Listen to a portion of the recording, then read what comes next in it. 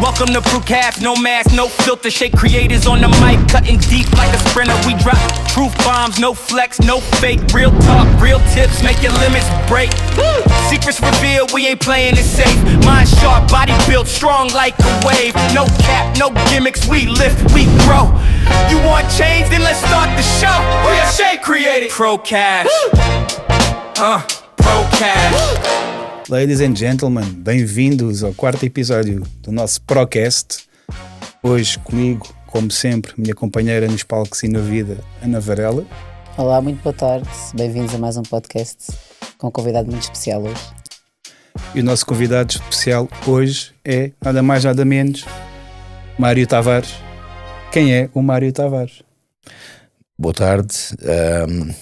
Quem é o Mário Tavares? Bem, Mário Tavares é um filho do Barreiro, tenho 57 anos e sou empresário da área do ramo industrial de soldadura e sou um aficionado do culturismo, se calhar mais do fitness e do bem-estar. É um lugar comum, é um bocado um clichê, mas é verdade. Os clichês também são verdades, não são só frases por dizer, não é? Basicamente é isto. E sim, de forma resumida, como foi o teu percurso académico?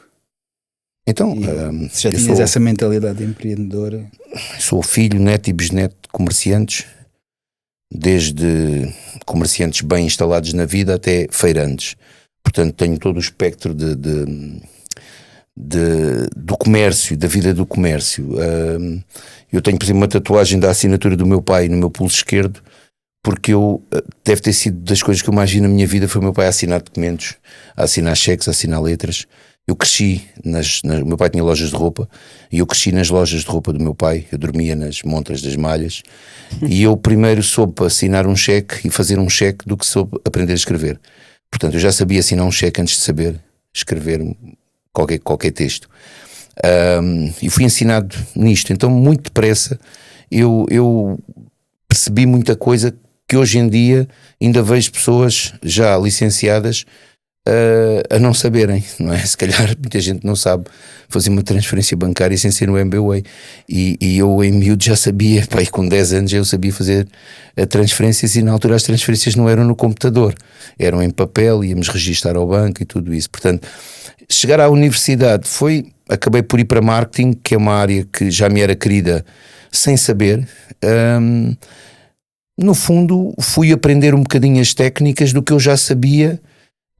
Tive até, pronto, não vou dizer que não sou orgulhoso nisso, tive a melhor nota do meu ano na tese de licenciatura, foi sobre a empresa dos meus pais, foi o marketing para uma pequena empresa, e era como peixe na água. Eu não fiz, na verdade não estive a trabalhar, eu estive apenas a gastar algum tempo a debitar informação que eu já tinha, e fui-la de uma forma um pouco mais científica, mas de facto o meu professor, que era na altura o professor Jorge Sá, que era o coordenador do departamento de sondagens da SIC, ficou maravilhado com o meu trabalho e parabenizou-me em público, mas é engraçado, eu não o conheço até hoje, porque eu nunca fui a aula nenhuma.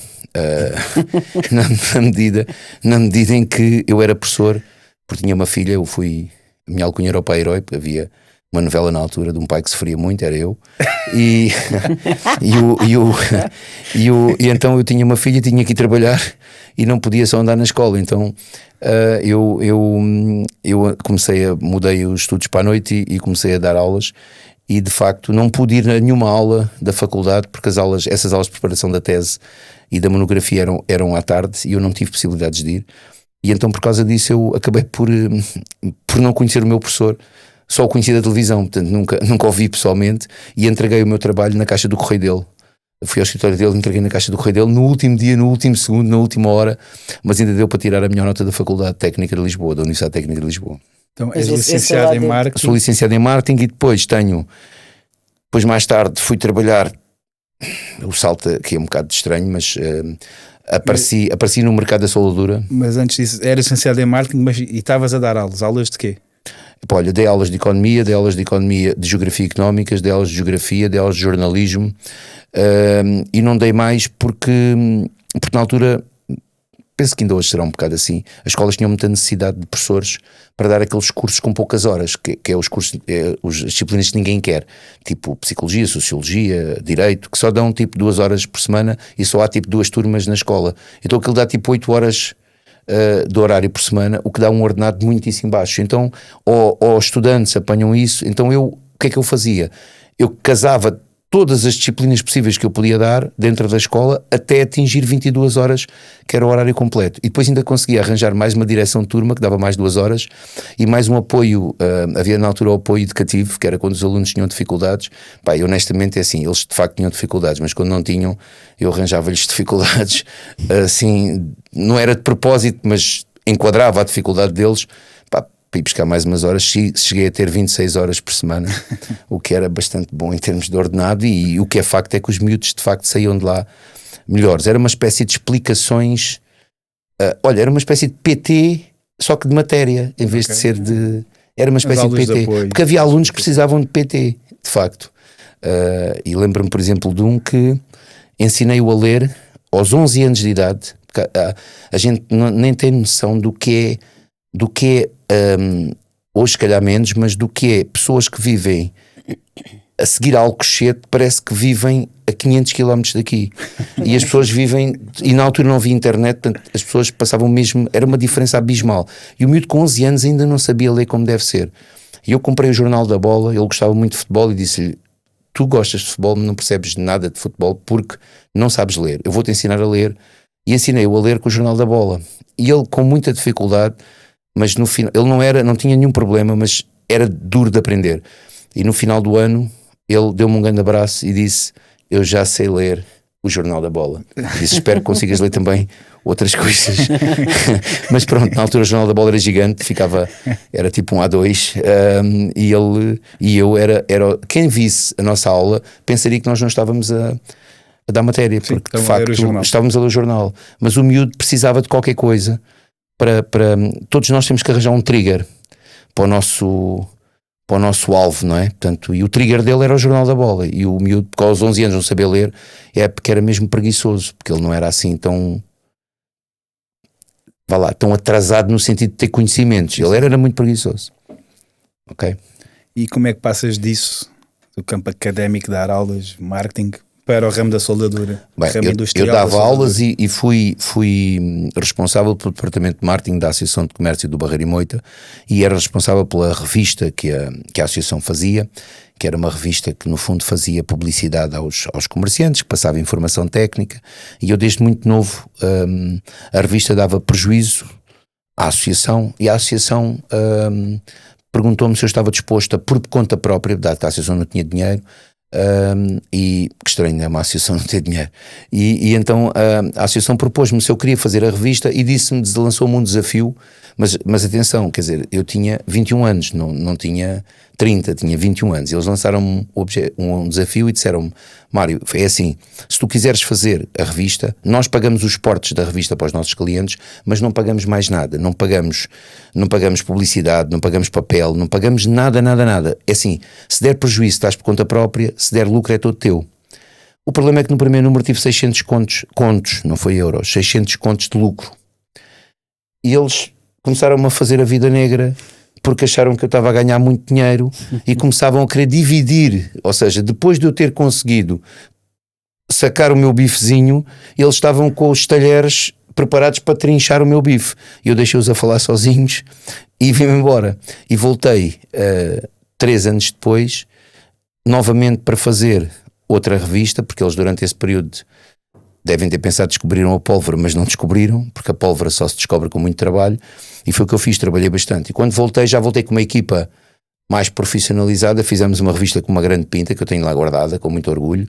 Tem uma série de entrevistas minhas, porque eu no fundo tenho formação de jornalista, e por isso fiz muitas entrevistas a comerciantes, trouxe para cima muita gente para o dia-a-dia do meio barreirense e moitense, muita gente que deu muito àquela terra, porque numa altura em que não havia cartões de crédito, vocês não imaginam o que era para uma pessoa que ganhava o ordenado mínimo comprar um pullover de marca, não é? Então aqueles comerciantes que também ganhavam dinheiro, mas foram muito úteis, porque, por exemplo, como é que se comprava uma máquina de lavar se não houvesse alguém que estivesse disposto a vender em 20 prestações ou em 15 prestações quando os bancos não emprestavam dinheiro para essas coisas e quando não havia cartões de créditos e credimas e setlems e essas coisas. Portanto, hoje é muito fácil, na altura não havia. É claro que se formos ver isto de um ponto de vista político, vão dizer, os comerciantes eram uns bandidos, fartavam-se de ganhar dinheiro, mas esperavam o quê? Eles estavam a ganhar a vida deles, não é? Portanto, mas o que é facto é que facilitavam a muita gente para as pessoas acederem a isso. Então, falando de mim propriamente, eu pus essa gente toda conhecida, não é? Mais conhecida ainda, só que, na verdade, aquilo não era verdadeiramente uma profissão, e quando eu percebi que não ia querer ser professor, porque comecei a pensar que como professor nunca iria ganhar, assim, havia de ter um teto, então eu procurei começar a trabalhar dentro das empresas e fui trabalhar para uma empresa, por uma oportunidade que tive, fui uma entrevista e fiquei, e fui trabalhar para uma empresa de soldadura. E quando lá cheguei, eu nunca tinha visto na vida uma máquina de soldar, e nunca tinha visto um eletro de soldar. E quando lá cheguei, eu olhei, e só um parênteses, por isso é que eu sou muito exigente com os meus profissionais, porque se eu não sabia rigorosamente nada, não posso admitir que um comercial, passado 6 meses, cheio de formação, não saiba, não é? E então eu cheguei e olhei, vi uma máquina de soldar, pensei que era um trator daqueles pequeninos, e vi um elétrico, pensei que era um prego com ferrugem. Portanto, sinceramente, eu nunca tinha visto, eu não sabia o que era soldar. E então entrei, e nesse mesmo dia, o meu diretor comercial foi despedido por corrupção. E a minha administradora disse-me, você consegue segurar o barco até contratarmos uma pessoa? Pois é, só que eu não percebia nem onde é que estava o leme do barco, nem nada, quer dizer, eu tinha 23 anos e agora o que é que eu vou fazer à minha vida? E aquilo era uma empresa como tinha a melhor marca de máquinas de soldar do mundo, americana. Fiquei lá 5 anos como diretor comercial, eles nunca contrataram ninguém e eu fiquei lá 5 anos como diretor comercial. Depois saí, também posso dizer, ela deu-me um jipe e depois tirou-me porque o filho fez 18 anos e eu despedi-me, disse, é? Então ficas aqui sozinha com a empresa, vou-me embora. E fui trabalhar para a concorrência. E nessa concorrência era obrigatório ter, digamos, não só conhecimentos, mas uma base de facto. Então comecei a ter que ir para o estrangeiro, para a Suíça e para a Espanha, mas provavelmente para a Suíça, onde fui tirar um curso de engenharia de metalurgia e onde tive uma formação de base, portanto, juntando a que eu tinha, mas que não era da área técnica. E com o passar dos anos tornei-me uma pessoa, vá lá, de certa forma um pouco referenciada na indústria, e de vez em quando há aí uma coisa qualquer para inaugurar, ou quando há aí uma escola de formação, umas coisas, eles lembram-se de me convidar para eu ir, digamos, fazer o meu papel, e com muito orgulho faço parte da Associação Nacional, faço parte da mesa da Assembleia da Associação Nacional de Metalúrgicos, e pronto, e como vocês imaginam, sou um bocadinho extraterrestre neste meio, mas também sou um bocadinho extraterrestre no meio do culturismo. Portanto, se calhar sou um culturista um bocadinho fora do caixote, mas também sou um empresário um bocadinho fora do caixote.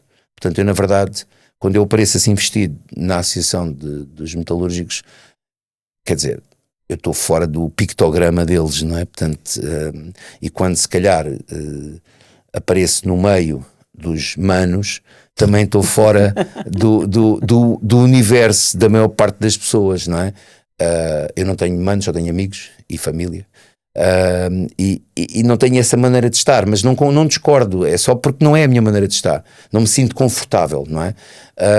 Mas estou um bocadinho desenquadrado, um bocadinho de um lado, um bocadinho do outro, mas depois acho que tudo junto acaba por dar uma mistura engraçada.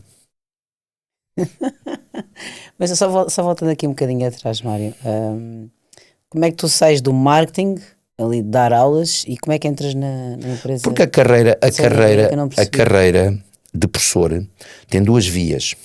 Ou nós somos professores contratados a vida toda e andamos sempre a saltar, e até que um dia é como na tropa, não é? Somos militares contratados e depois um dia acabou. Ou quando não houvesse vagas, acabava. Eu todos os anos concorria, todos os anos em setembro nunca saberia o que é que ia fazer, se ia ficar na escola A, na escola B, era uma vida de saltimbanco. Só possível para alguém muito novo que ainda estava a estudar, não é? Assim que pude, digamos, encontrar alguma coisa fora, porque eu podia ter ido para a via de ensino, mas eu para a via de ensino tinha que recuar e ir dar aulas ao ciclo preparatório, ao 5º e ao 6º ano, as habilitações próprias que eu tinha permitiam-me ir dar inglês, o que era, assim, eu sei inglês, mas para ensinar é diferente. Eu era o professor mais, penso que mais estudioso da escola. Vocês perguntam, mas porquê? Porque eu não sabia a matéria. Eu, na verdade, não sabia a matéria, portanto, eu tinha que estudar, então os outros professores viam-me estudar e diziam, pá, tu és muito estudioso. Eu disse, sou. Porque eu não sabia, eu tinha que estudar a matéria antes de dar a matéria, porque o sistema de ensino, isto era uma conversa que não é para aqui, mas estava, não sei se está ainda, mas estava muito desenquadrado entre os perfis e os programas curriculares e as pessoas que podiam concorrer. Eu fui dar aulas a primeiro ano de geografia, não é? Agora imaginem, eu a dar geografia do 8º ano e aparece-me, por exemplo, para dar portanto, a vegetação, e eu, como não percebo nada de vegetação, porque rigorosamente não percebo nada de vegetação, não está escrito em lado nenhum que eu tinha que saber de vegetação, eu dava com os slides, portanto eu metia os slides e tal, e depois lia a legenda do slide e dizia o nome da coisa, e um dia cai-me os slides para o chão e fica só os slides, mas eu não tinha as cábulas, não é? E então eu cometi um erro brutal, que foi chamar a uma oliveira azeitoneira. E havia lá um puto que era muito espertalhão e diz-me assim, professor, azeitoneira não existe. E eu, de repente, caiu uma ficha e disse, ixi, não existe, mas eu queria saber se tu e os teus colegas sabiam, mas só tu é que reparaste que, estás a ver, e ele era tão inteligente que olhou para mim com aquela cara e disse, eu estou-te a topar. Mas o que é facto é que, e depois quando eles me diziam assim, imagina, nós íamos a uma visita de estudo, eles diziam, professor, que planta é esta? Queres apanhar ou quê? Que planta é esta? Portanto, agora vocês perguntam-me assim, então fizeste visitas de estudo? Fiz. As minhas visitas de estudo, porque estas das plantas eu era apanhado nas visitas de estudo dos outros professores. As minhas foram sempre à Feira Popular e ao Onda Park. Porque aí não havia riscos, não é? Agora, ir ver museus e perguntarem-me quem é que era aquele da fotografia, sabem que os alunos têm muito essa ideia e pronto, que o professor sabe tudo. Não sabe mesmo. E eu olha, não sabia. Pronto, estiveste na área do marketing e depois foste dar aulas e tudo mais, mas já não tinhas o bichinho também de vingar mais na vida, de seres empreendedor? Sim, bem, eu se calhar vou partilhar aqui uma coisa que tem a ver com o seguinte, o meu pai era muito pobre e começou a trabalhar aos 9 anos para ter dinheiro para comprar calçado. E é uma história bonita, ele já faleceu, mas eu tenho muito orgulho no meu pai. Meu pai ensinou-me muita coisa, algumas das coisas ele nem sabe que me ensinou, ou não soube que me ensinou, mas ensinou. E o meu pai era uma pessoa que era um empreendedor nato, às vezes até empreendedor demais. E os empresários sabem do que é que eu estou a falar de empreendedor demais. E o que é facto é que o meu pai foi de tal maneira bem sucedido que eu cresci com muito dinheiro, portanto muito sucesso, muito dinheiro. Meu pai tinha talvez o carro mais caro ou alguns dos carros mais caros do Barreiro. Só para terem uma ideia, o carro que o meu pai conduzia custou, se não me engano, 20 vezes o valor da casa onde nós vivíamos. Portanto era assim uma coisa, portanto, também perdeu a cabeça, foi à Alemanha buscar um daqueles Mercedes XPTO que nem se vendiam cá. O meu pai vivia muito bem, nós vivíamos muito bem. E quando os negócios começam a mudar e quando os mercados começam a mudar e quando aparecem os shoppings e quando aparece aquele comércio tradicional que começa a cair, surgem os bancos a comprar todas as lojas, o meu pai não quis vender. Aí foi obviamente mau, mas todos nós somos bons quando já sabemos o que aconteceu, não é? Ele não sabia e não quis vender aos bancos, porque os bancos, vocês lembram-se, da década de 90 abriram sucursais em todo lado, era os BCI, os BCPs, os BCIs, as novas redes, etc. O meu pai não quis vender e o negócio a partir daí começou a cair. Mas o meu pai, para além de já ter muito dinheiro, ainda lhe saiu o primeiro prémio da lotaria, o que correspondia a milhões hoje em dia. E o meu pai, como era uma pessoa muito honesta, foi metendo os dinheiros. Primeiro tirou um amigo da prisão, tinha muitas dívidas, pagou-lhe as dívidas, até hoje ainda nunca mais vamos receber, mas isso também não é conta para aqui.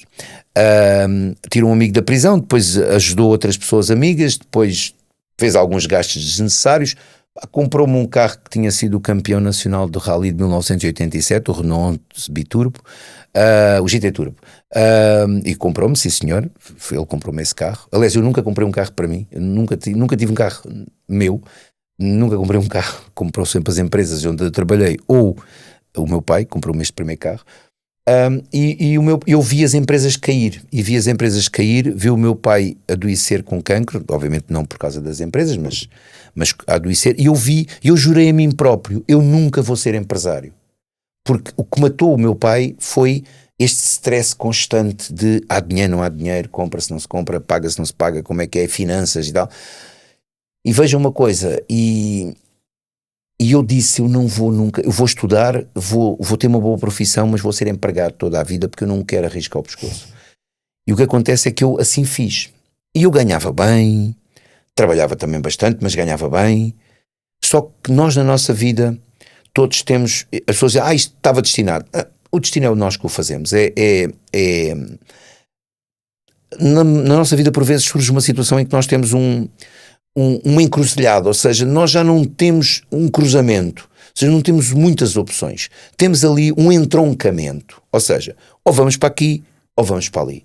E houve uma situação específica que não vem ao caso na empresa onde eu trabalhava, que era um grupo suíço, foi o tal que me deu a tal formação, onde eu tinha duas opções, ou eu saía, não é? Ou eu comprava a empresa. E naquele momento eu optei, e até lá em casa a minha ex-mulher deu-me bastante força para isso, e eu optei por comprar a empresa. E o meu patrão disse, mas você é meu empregado, você ganha bem, mas não tem dinheiro para comprar uma empresa. Como é que você vai comprar a minha empresa? Eu disse, eu não tenho dinheiro, mas eu arranjo quem tenha. Você só tem que me arranjar um bilhete de avião para este destino. E aí fui eu para Génova e arranjei um sócio, comprou a empresa e comprou a minha parte também. Portanto, a minha parte eu fui o sócio, chamado sócio de indústria. Eles foram o sócio capitalista, eu fui sócio de indústria. Pagámos o valor ao meu patrão e eu assumi a direção da empresa em dezembro de 2004. E desde aí, tem muita história aqui por trás, mas o meu patrão roubou-me 94 mil euros na primeira vez que eu olhei para as contas, tinha lá 94 mil euros em negativo, que ele tirou na véspera. Em 2009 a minha diretora financeira roubou-me €1 milhão, mas estou aqui, estou vivo, estou saudável, estou feliz e estou saudável no bolso e estou saudável, penso, cá dentro. E estou saudável também aqui. Mário. Só no fim, se houver aquele filme tipo em que nós estamos a ver o avôzinho deitado na cama com os netos todos à volta e depois a gente diz assim, valeu a pena. Exato. Só nesse dia, antes do último suspiro, é que eu posso dizer valeu a pena. Até lá o carro está a andar, estás a ver? Até hoje, valeu. É isso. Então aí conta-me, da indústria pesada para o mundo da suplementação e para o culturismo competitivo. Como é que estas coisas todas se ligam? Bem, ligam-se porque eu sou dois, ou sou mais, mas pronto, mas provavelmente dois. Para vos dar uma ideia, eu quando fui do liceu era o presidente da Associação de Estudantes e fui o vice-presidente e fui uma série de coisas lá. Era muito conhecido porque jogava na seleção da escola, embora infelizmente era suplente, quer dizer, era suplente de um grande jogador e de um grande amigo, mas pronto, mas jogava. E as miúdas também não percebem muito de futebol, portanto, a gente joga na seleção, não é? Não vai jogar, estou um bocado lesionado. E elas, isso era o que interessava. E então, qual é o objetivo? Há objetivos na vida, o meu na escola era esse, não era organizar torneios de ping-pong, que não havia miúdas inscritas, não é? Mas fazia muitas atividades, e então, especialmente na sala da associação. E então eu era muito conhecido na escola, e era conhecido quer dos professores, pertencia ao Conselho Pedagógico, quer dos próprios alunos, porque precisava que eles votassem, não é? E além disso eu sou sociável e gosto de pessoas e gosto de conversar com pessoas. E então, para terem uma noção mais ou menos da coisa, fui eleito no 12º ano pelos professores o melhor aluno da escola, mas fui também o aluno que foi mais vezes suspenso ao longo desse ano. Portanto, no fundo, o que é que isto quer dizer? Quer dizer que existe um mar empresário que lida com milhões e lida com decisões difíceis e com... todas as decisões podem ser difíceis, até as do culturismo, mas lida com decisões complexas e com engenheiros, com departamentos técnicos, com máquinas laser, com CNCs, com 1001 assuntos, desde Cabo Verde, África do Sul, Moçambique, Marrocos, Abu Dhabi, Bahrein, Oman, Mongólia, Indonésia, portanto, nós trabalhamos com muita gente, Croácia, etc., Eslovénia, trabalhamos com muita gente e com culturas diferentes e princípios diferentes. Este é o Mário, que foi o melhor aluno da escola, né? E depois o gajo que foi suspenso também gosta de ir para o ferro e está lá na brincadeira com o pessoal e treinar e ser um bocadinho. Mas quer dizer, o Mário nunca gastou um cêntimo em psicólogo, quer dizer, manda para ali tudo. E o que é facto é que os meus clientes, e eu tive essa capacidade, os meus clientes telefonam de manhã e dizem: Mário, desculpa estar-te a incomodar, que eu sei que estás a treinar, mas tinha aqui um assunto que é: a minha máquina não funciona. Eu disse: oh Zé, pá, estás-me a ligar, tu sabes que eu estava a fazer esse pino a esta hora, pá, não pode ser. Pronto, a gente, quando se dá bem com as pessoas e quando as pessoas sabem que nós somos bons profissionais e que os ajudamos, nós não precisamos mentir, porque isso mentir não faz parte não é uma palavra do meu vocabulário. Portanto, com a verdade também consigo chegar ao mesmo sítio. O que acontece é que, efetivamente, o culturismo, mas temos mesmo o culturismo, e às vezes eu até digo às pessoas que trabalham comigo, e digo: atenção, que a pessoa que está no ginásio não é a mesma pessoa que está nas empresas, nem poderia ser, não é? Porque senão aquilo já tinha ido tudo pronto, não é?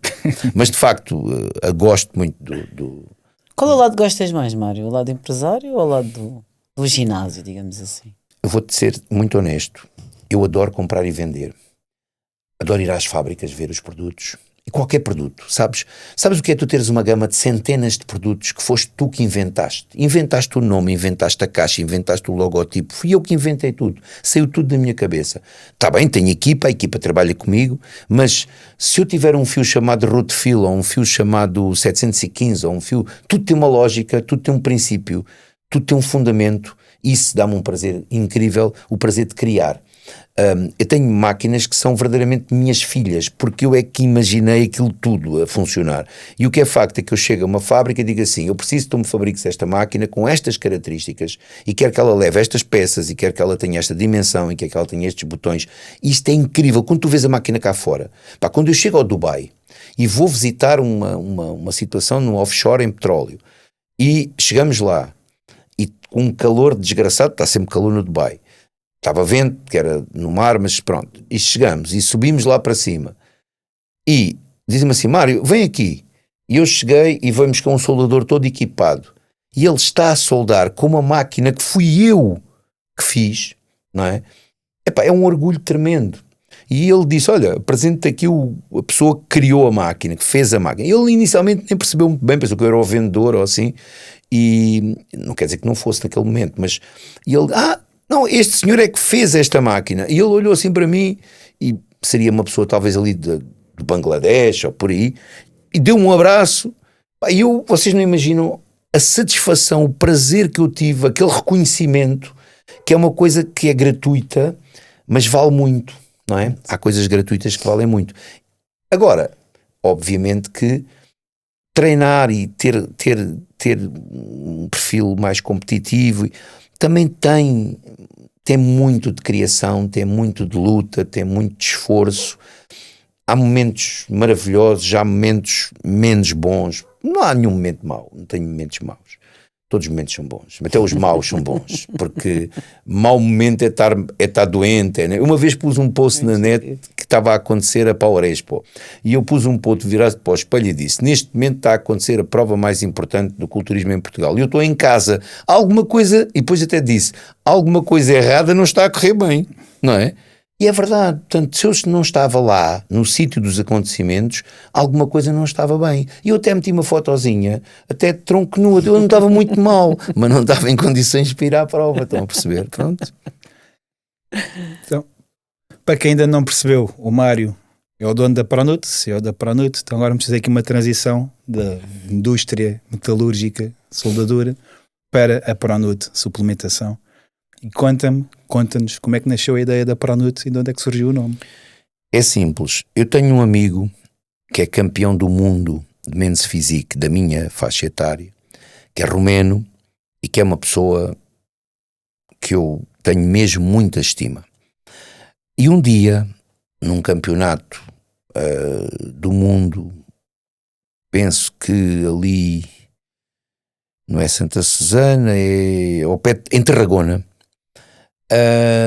eu estava-lhe a dizer que gostava muito, pá, de ajudar as pessoas, que aconselhava as pessoas porque achava que sentia-me quase na obrigação de partilhar aquilo que eu tinha aprendido e continuo a aprender com as pessoas para ajudar as pessoas, porque achava que a autoestima, e continuo a achar, que a autoestima também depende muito daquilo que a pessoa vê ao espelho. Claro que não pode ser só baseada nisso, também tem que ser baseada nas nossas outras conquistas, naquilo que nós achamos de nós próprios, uma série de coisas, mas essa parte visual, vamos lá ver. As marcas todas, mundiais, gastam fortunas, milhões em estudos de embalagem. As marcas gastam milhões a aperfeiçoar aspectos visuais. Então é errado que as pessoas também tenham como foco olharem-se ao espelho. Agora começa a vir aí o tempo melhor. Quem é que é a pessoa que não gosta de ir comprar uma camisa ou um top e olhar ao espelho e dizer, olha, estou bem, estou contente comigo próprio. Ainda há uns dias aconteceu o contrário. Uma pessoa, minha amiga, que até sabem aquelas pessoas que é muito difícil tirar-lhe uma confissão deste género. E ela diz-me assim, eu estou muito infeliz. Porque tenho uma característica que é, as pessoas sabem que isto também de ser relativamente idoso já tem as suas vantagens, que é as pessoas começam a achar que eu sou sábio. E então, é verdade, sinto só falta de ter a barba grande. Mas não quer ser confundido com o Mozart, então acho que ainda sei andar, mas pronto.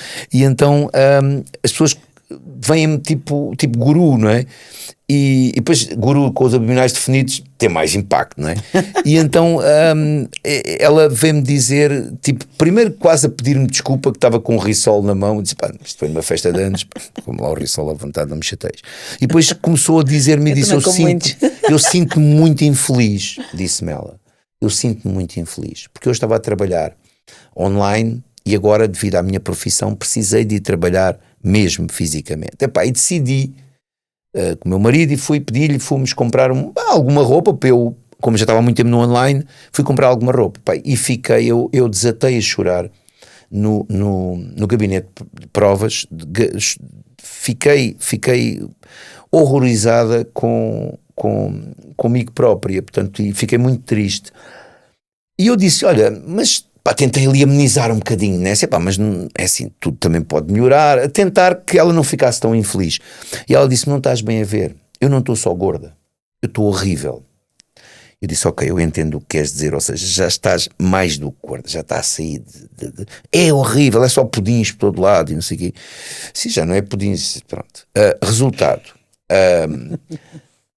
ela também tem escapatória. Também tem um caminho, ela também tem um caminho dela, tem que ser o caminho dela, não pode ser o meu, não pode ser o vosso, tem que ser o dela. Agora, efetivamente, o prazer que eu tenho, e por isso é que a Pronuto surgiu, que foi, eu pensei, como é que e quem me conhece sabe que a regra da Pronuto é, eu não preciso de ganhar dinheiro, eu só não quero perder, mas não preciso de ganhar dinheiro, eu quero é que a marca ajude pessoas. Todas as nossas iniciativas são para ajudar pessoas. Nós agora, por exemplo, temos a Pronuto de 6 meses. Porquê o Pronuto de 6 meses? Porque nós em 6 meses vamos tentar transformar aquela pessoa naquilo que ela quiser ser. Eu não tenho que lhe dizer que ela tem que ficar mais gorda, mais magra, mais musculada, menos musculada. Ela diz-me assim, eu gostava de ficar assim, sou muito magra, gostava de ter um bocadinho mais de volume. Ok, vamos ver o que é possível fazer. Não há milagres. As pessoas dizem, ai Mário, muito obrigado. Obrigado do quê? Eu não fiz a tua dieta, não é? Eu não fui eu que... E atenção, dieta não é passar fome. Pá, as pessoas, dieta, qual dieta? Dieta é, conforme diz o nome, é ter controle sobre aquilo que comemos. Da mesma maneira que se eu for fazer uma corrida, se não tenho um cronómetro, como é que eu sei se estou a correr muito ou estou a correr pouco? É porque fiquei muito cansado. Não, porque eu posso ser muito mau corredor e ficar muito cansado logo no primeiro quilómetro. Então não é aquela velha regra de dizer, então, pá, eu contratei um jogador de futebol e o gajo entra para dentro do campo, é avançado, não marca golo nenhum. Disse, então, pá, não marcas golos? Ele diz, pá, não marco golos, mas eu saio daqui mesmo cansado, todo descalavrado e mandei 3 bolas ao poste e para não marcaste golo nenhum, este é que é o facto. A mesma coisa acontece com as pessoas têm que entender que o que têm que se preocupar é atingir um determinado resultado e fazer o caminho também é bom.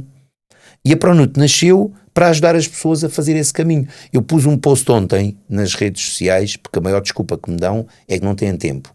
Eu pus um post ontem onde digo que uma coisa simples, que é, se não tens tempo para estar 3 horas no ginásio ou 2 horas no ginásio, eu entendo, mas será que não tens 30 segundos para tomar um produto que te ajuda a potenciar o pouco tempo que tu podes disponibilizar para o ginásio? Vamos imaginar que só pode fazer 45 minutos. Ok, se tiver um bom suplemento que seja adequado às suas necessidades, possivelmente esse tempo, esses 45 minutos, serão mais bem aproveitados. E para isso ele tem tempo. Pós tais 30 segundos ou 15 segundos para tomar um pré-treino, por exemplo, se for o caso, ele tem tempo. Então, e foi isso que eu quis passar. E isso é que é a Pronut. É tentar ajudar as pessoas a atingirem resultados. E para mim, um obrigado chega. Claro que não posso oferecer os produtos, mas um obrigado chega.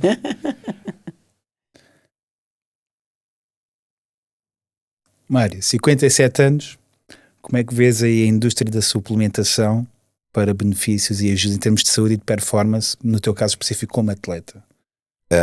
Eu tenho uma ideia muito específica sobre a suplementação, porque tu sabes perfeitamente que há muitas teorias e diz que há quem diga que a suplementação não serve para nada e há quem diga que a suplementação é essencial.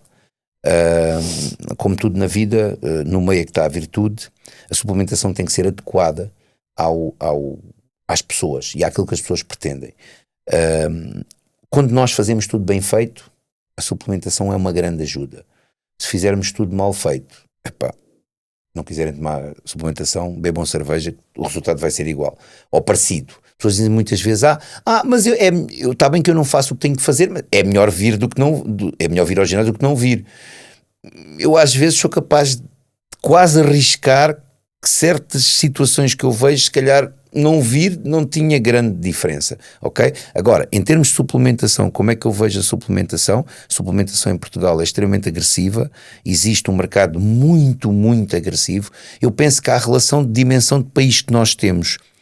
Não há nenhum país que tenha tanta concorrência tão forte num país tão pequeno.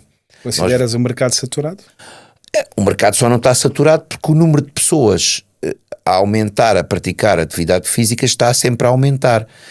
Por isso é que o mercado não está saturado. Agora, existe atividade física e atividade desportiva. Dentro da atividade desportiva, nós na brincadeira dividimos em fisioterapia, treino médio, treino de atleta e treino de competição, não é? Pronto. Mas efetivamente a suplementação, vocês também sabem que o marketing tem um papel muito importante nisto, não é? E por vezes, como diz o ditado, mais vale cair em graça que ser engraçado. E se conseguir passar uma marca mais fraca, em termos técnicos, em termos objetivos de qualidade, se conseguir passar com alguém relativamente famoso, passar uma imagem positiva, consegue ter mais resultados que uma marca muito melhor, com intrinsecamente melhor. E quem percebe minimamente suplementação sabe do que é que eu estou a falar. Ou seja, intrinsecamente melhor. Ou seja, eu se abrir a ficha técnica daquele produto, primeiro, o produto está certificado por uma entidade independente que não é o fulano das traseiras da fábrica que assina, e aquilo que está na ficha técnica do produto, se formos analisar num laboratório independente, é o que está dentro do produto. Não se mascara o produto como há muitas maneiras de mascarar o produto. E não estou aqui a falar de ninguém em especial, estou a falar de como é que o mercado funciona. Portanto, agora, efetivamente, a suplementação é essencial para qualquer pessoa e não deveria ser só para atletas.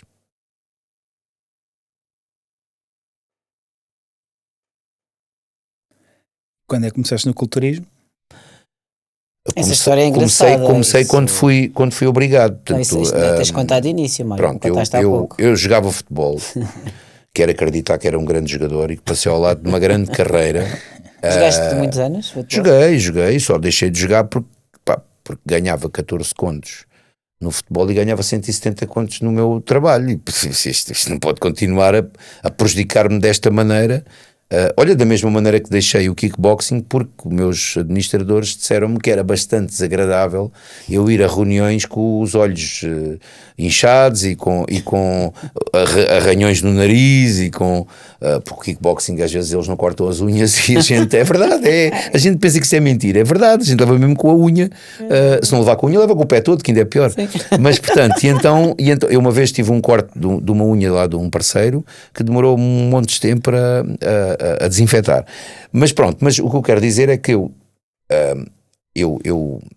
tive de deixar o futebol por questões de incompatibilidade, era mesmo incompatível na função que eu tinha como diretor comercial de uma empresa bastante grande. Eu não podia dizer aos meus patrões, olha, são 5:30 da tarde, eu tenho que sair porque eu jogo na margem sul numa equipa, portanto, no ultra distrital e tenho que me ir embora, portanto vou ter que vos deixar aqui nesta reunião porque eu vou jogar lá num pelado, vou dar uns pontapés de uma bola. Pá, isso começou a correr mal e então eu tive que acabar por desistir. Mas como comecei, e eu quando jogava futebol, eu achava, e tinha razão, eu perdia muitos lances por falta de poder de choque e dentro da área, como eu não sou provavelmente uma pessoa muito alta, não sou alto, eu era relativamente alto quando tinha 18 anos, porque os outros também eram da minha idade, agora hoje já sou baixo, porque os putos são todos grandes, mas eu quando jogava futebol, os defesas centrais normalmente eram sempre mais altos que eu, e eu dentro da área sofria imenso, porque contra dois defesas centrais,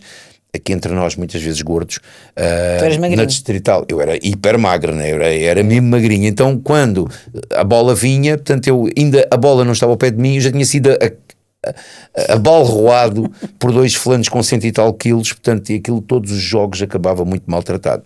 E eu disse a mim próprio, tinha um ou dois amigos que era halterofilista, um deles que ainda faz o favor de ser meu amigo hoje em dia, e outros infelizmente dois já faleceram, e eles andavam na halterofilia, e o Barreiro era excelente, só vocês terem uma noção, a equipa de halterofilia do Luz, a segunda equipa, se concorresse seria campeã nacional também, ou seja, se a primeira não concorresse a segunda, a equipa suplente seria campeã nacional, portanto eles eram mesmo bons. Nós fomos a única equipa que mandou um atleta português aos Jogos Olímpicos em 1988 em Seul, Paulo Duarte, meu grande amigo, faço-lhe aqui uma grande vénia, gosto muito dele, sou muito admirador dele e hei de ser sempre. E quando ele treina no ginásio onde eu treino, ele hoje não é já musculado, é um homem normal, treina bem, mas quem não sabe e olha para ele, por vezes pensa que ele é um velhinho. Ele não é um velhinho. Ai do desgraçado, culturista, se for treinar com ele a achar que ele é um velhinho. Ele é uma máquina de guerra, estão a perceber? Uma verdadeira máquina de guerra. Ele disse-me a mim, Mário, eu vou-te contar uma coisa, não contes a ninguém. No balneário no outro dia ele disse-me isto. Eu só não sou campeão nacional agora, hoje, não é de veteranos, é absoluto, tenho medo de me aleijar. Porque senão, aquilo que eles levantam hoje, o recorde nacional ainda é dele, passados 30 e tal anos, portanto, ele é de facto muito bom. E então, eu fui para lá, para a halterofilia, só que aconteceu, vocês sabem que antigamente os clubes de futebol havia reuniões, não é, como há hoje, e eles paravam para fumar, e fumava-se em todo lado, não é? Fumava-se inclusive no próprio ginásio.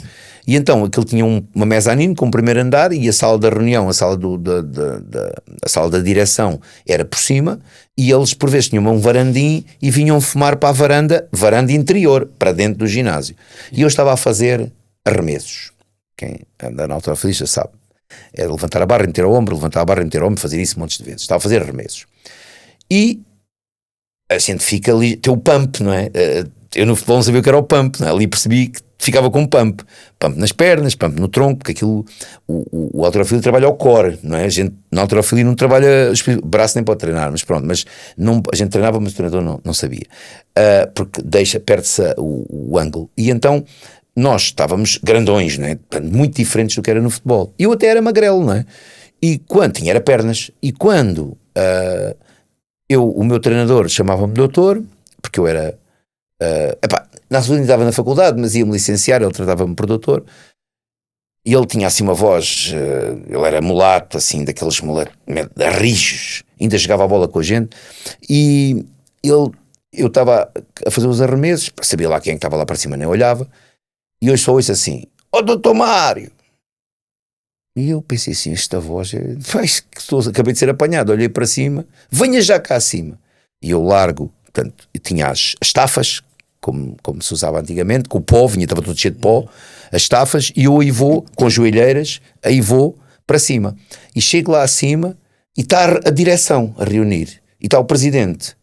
E ele diz-me, o senhor sabe que não pode ser atleta federado de 2 modalidades no mesmo clube. Eu disse, não sabia, senão não andava aqui.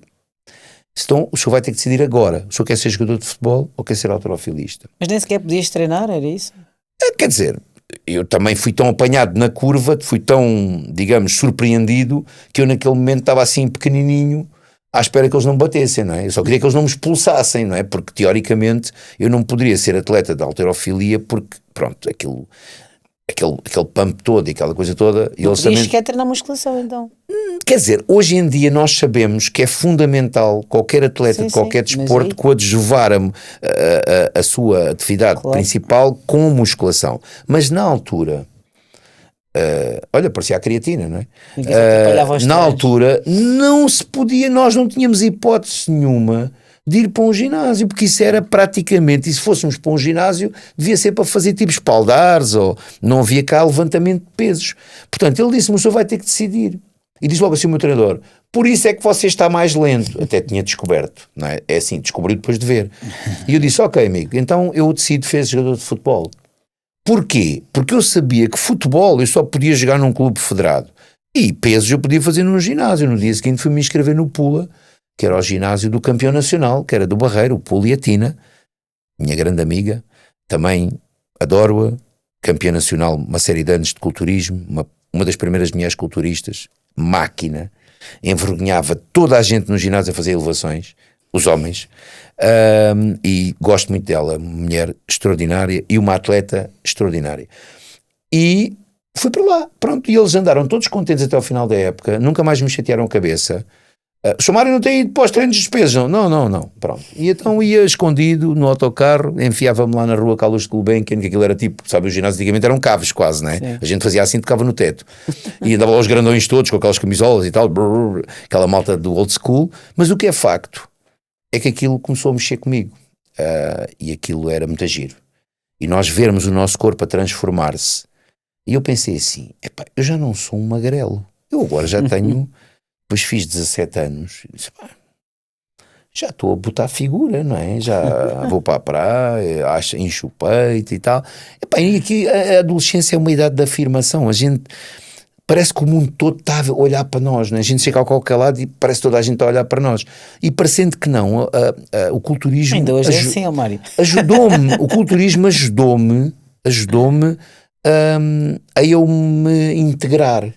Porque eu acho que os jovens, isto pode ser pano para outra conversa, mas acho que os jovens por vezes não sabem a sua identidade e então por isso é que se tornam mais frágeis, porque nós o que temos de saber é a nossa identidade. Eu até posso decidir ser jogador de xadrez ou posso ser lutador de MMA, estão a perceber? Mas tenho que ter uma identidade. É um bocadinho como... Vou aqui dizer uma coisa, se calhar vou levar com 3 martelos lá de lá, mas é um bocadinho como a identidade sexual. Eu não tenho nada contra que a pessoa seja hetero, seja homo, agora seja qualquer coisa, não é? Exatamente. Como é que surgiu então a tua paixão pelo culturismo, Mário? Então eu depois comecei a ir para o ginásio assim, e comecei a perceber que gostava. Futebol já era para mim mais uma brincadeira. Também aconteceu uma coisa engraçada, que foi eu a partir daí nos treinos físicos, sabem que o futebol tem uma grande parte física que é uma seca brutal, que é assim, hoje eles inventaram uma coisa chamada crossfit, que não é mais do que jogador da bola misturado com fulano do exército, portanto naquela parte da peluda, antes da peluda, quando somos, portanto estamos lá no início. E eu comecei a dar cartas aí, ou seja, aqueles gajos punham a gente a fazer 1001 porcarias, eu estava muito bem preparado. Também tenho que admitir que a parte com bola ficou um bocadinho comprometida, porque é verdade, fiquei um pouquinho mais lento, mas na verdade tornei-me até um jogador mais interessante, porque recuei um pouco no terreno, passei a ser um número 10 em vez de ser ponta de lança. E quando metia os pés no chão aguentava. Não se esqueçam que os jogos da Distrital são muito físicos, não é? Aliás, muitas vezes são só físicos, e se estiver a chover, não se esqueçam que eu jogava em campos pelados, aquilo era uma mistura de Titanic com filme de faroeste, não é?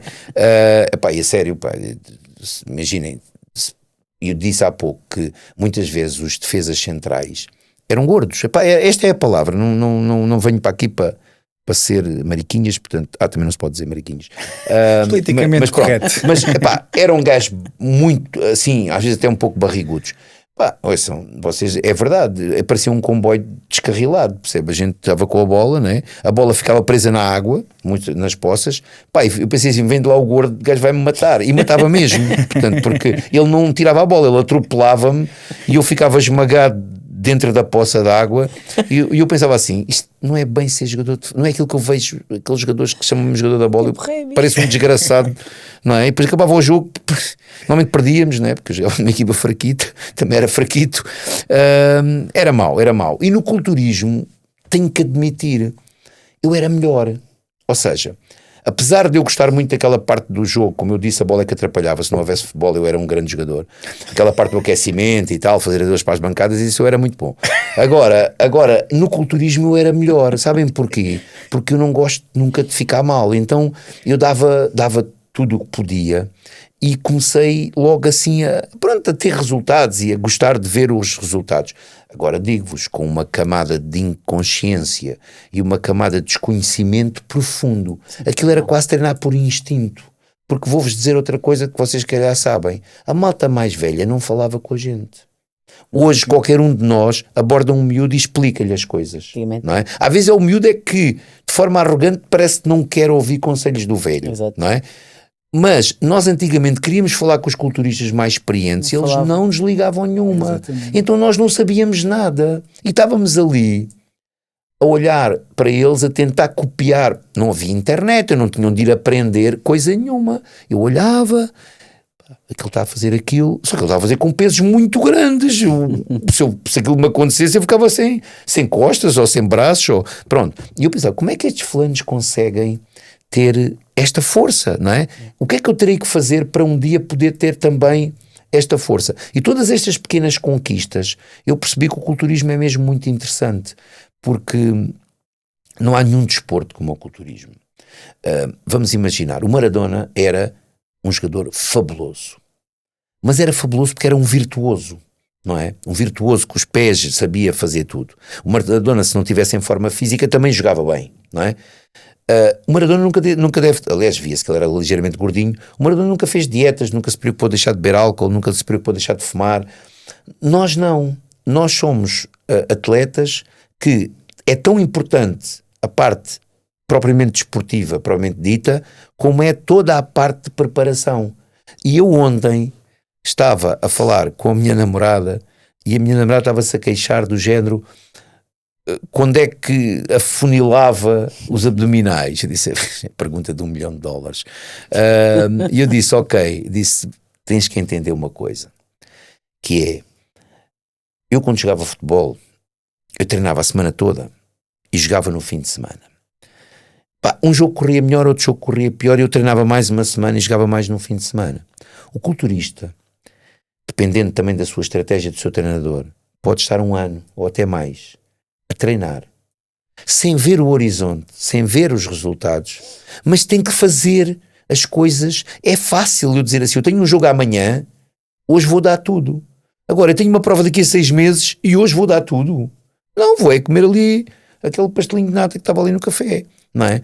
Não faz mal, eu ainda tenho 6 meses, daqui a 1 mês ainda tenho 5, daqui a 1 mês ainda tenho 4, daqui a 3 meses ainda tenho 3, e continuando assim, no dia que chega à prova, não estou condicionado. Exatamente. E isto é muito difícil de explicar a quem não sente este bichinho, que no fundo é como tudo na vida. Não há pessoas que adoram ir à pesca, por isso é que o mundo não cai, não é?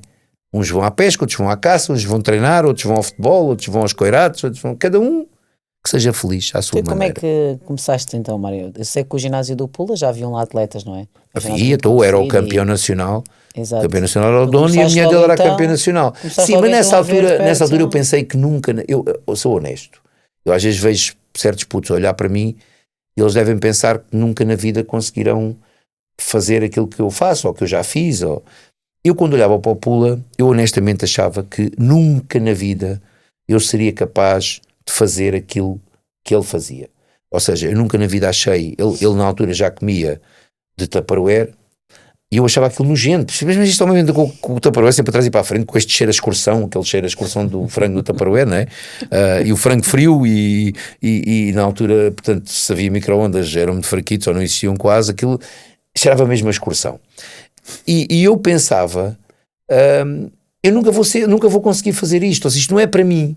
E acredito que muita gente hoje olha para um atleta e pensa, isto não é para mim, eu não vou ser capaz, eu não tenho a vida desta pessoa, sem saber qual é a vida daquela pessoa. Exato. Eu não tenho, não é? Temos aqui pessoa que tem vários empregos e continua a competir ao mais alto nível, portanto, as pessoas não sabem, mas muitas vezes é mais fácil criar um estereótipo e dizer, PT é aquela pessoa que passa o dia no ginásio, ou atleta de competição passa o dia no ginásio e depois faz umas fotos para patrocinar uma marca e não trabalha, vai dormir a sexta às 4 da tarde e as pessoas pensam isto, não é? Exato.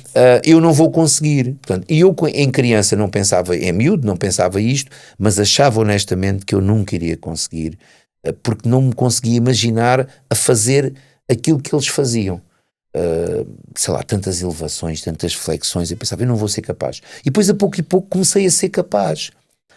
E é uma descoberta, a gente quase descobre-se a nós próprios, é quase uma segunda descoberta. E mais, um dos meus grandes amigos de sempre, ele era tipo jogador de basquete, e um dia, esse então foi a transformação das transformações.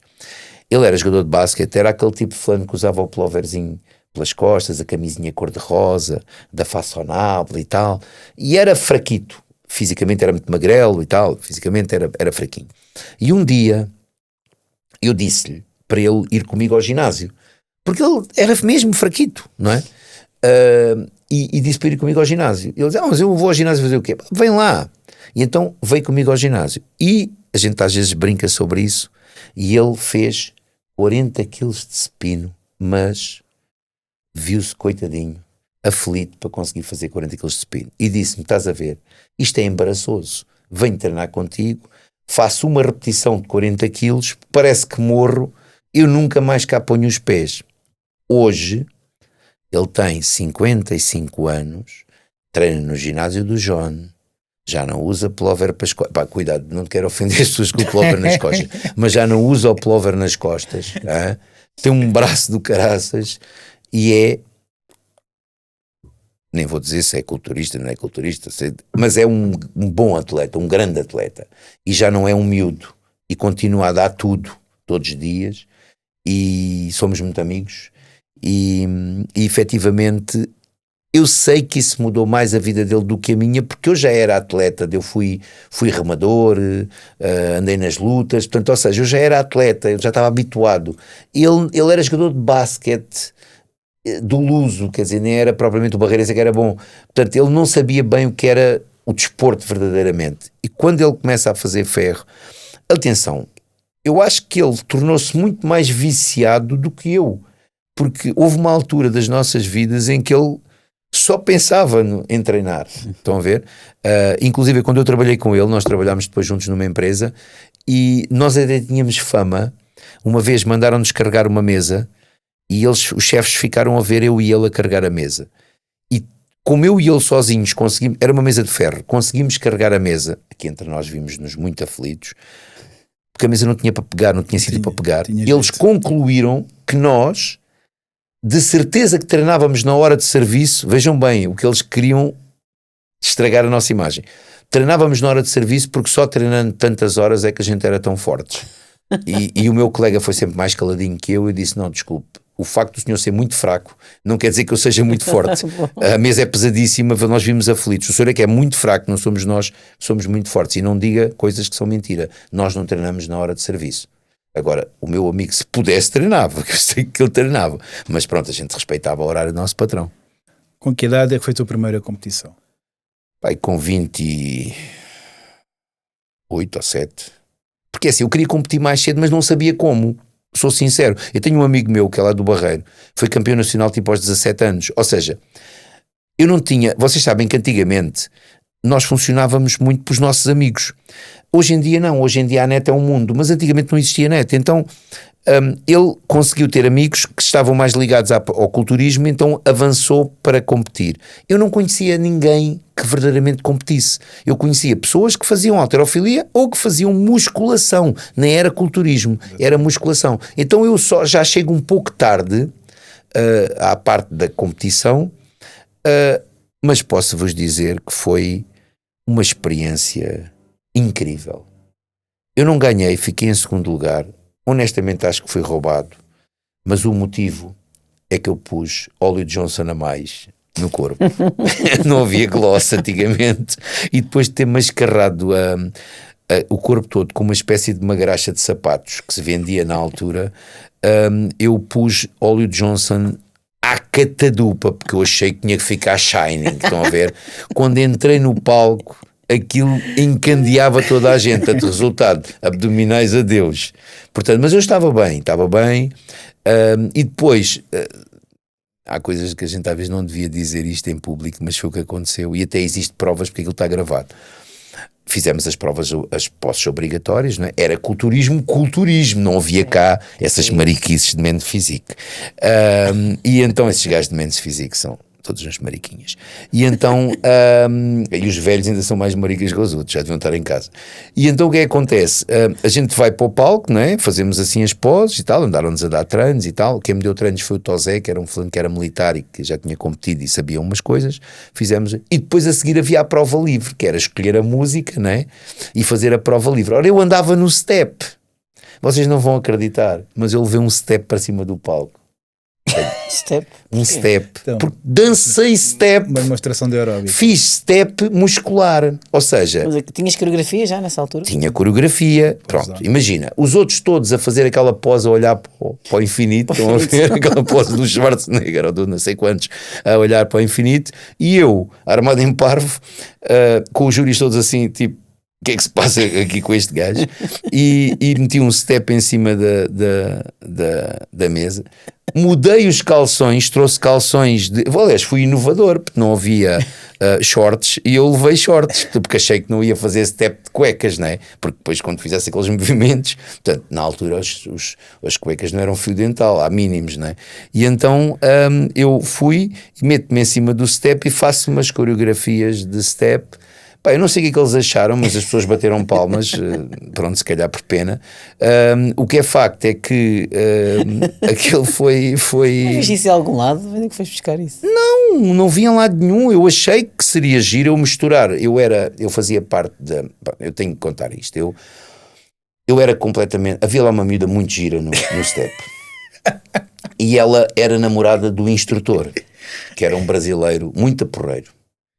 E eu era muito amigo dele, mas eu era completamente apanhado pela rapariga. E como a minha irmã também andava na equipa de step, eu consegui me inserir na equipa de step porque eles precisavam de ter, tipo 1 ou 2 homens para fazer as coreografias, para meterem um de um lado, outro do outro, pronto. E como o professor também era homem, o professor não era este era de aeróbica, o namorado dela era de aeróbica, o meu professor era de step, o Fernando. E então eu inscrevi-me na equipa de step e depois comecei a gostar daquilo e eu ia, até diziam que secava, e então eu ia para os saraus com elas e fazíamos aquelas apresentações e com aquelas repinhas e pronto, e lá ia eu. Não me interessava, vamos lá ver uma coisa.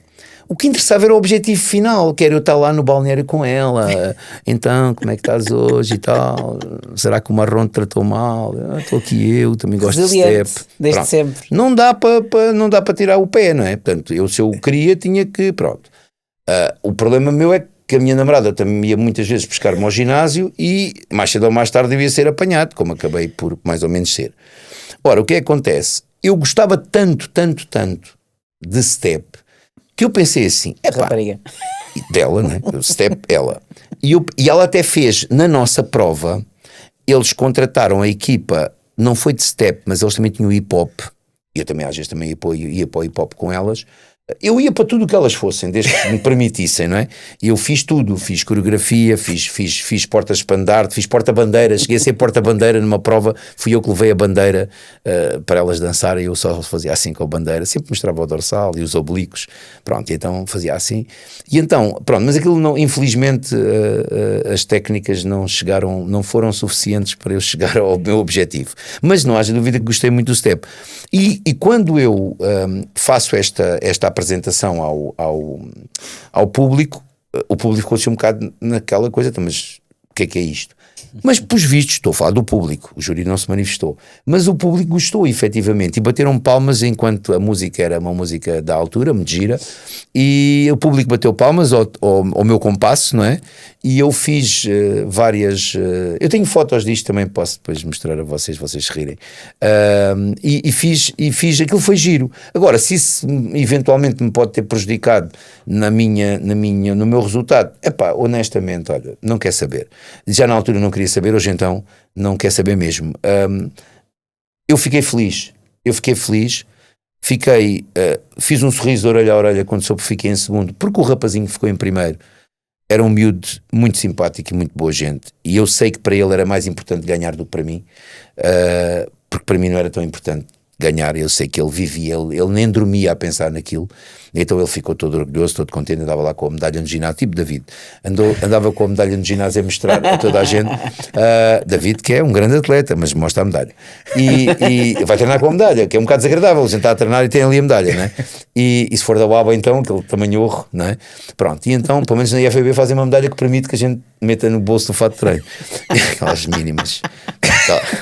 E então o que é que acontece? A gente vai para ali e de facto aquilo foi uma experiência incrível. Só que depois tive uma esteatose no fígado, eu tive 2 hepatites, então o meu fígado às vezes prega-me umas partidas, tive uma esteatose no fígado, tive diabetes, tive muito doente e ao mesmo tempo que tive doente comprei uma empresa.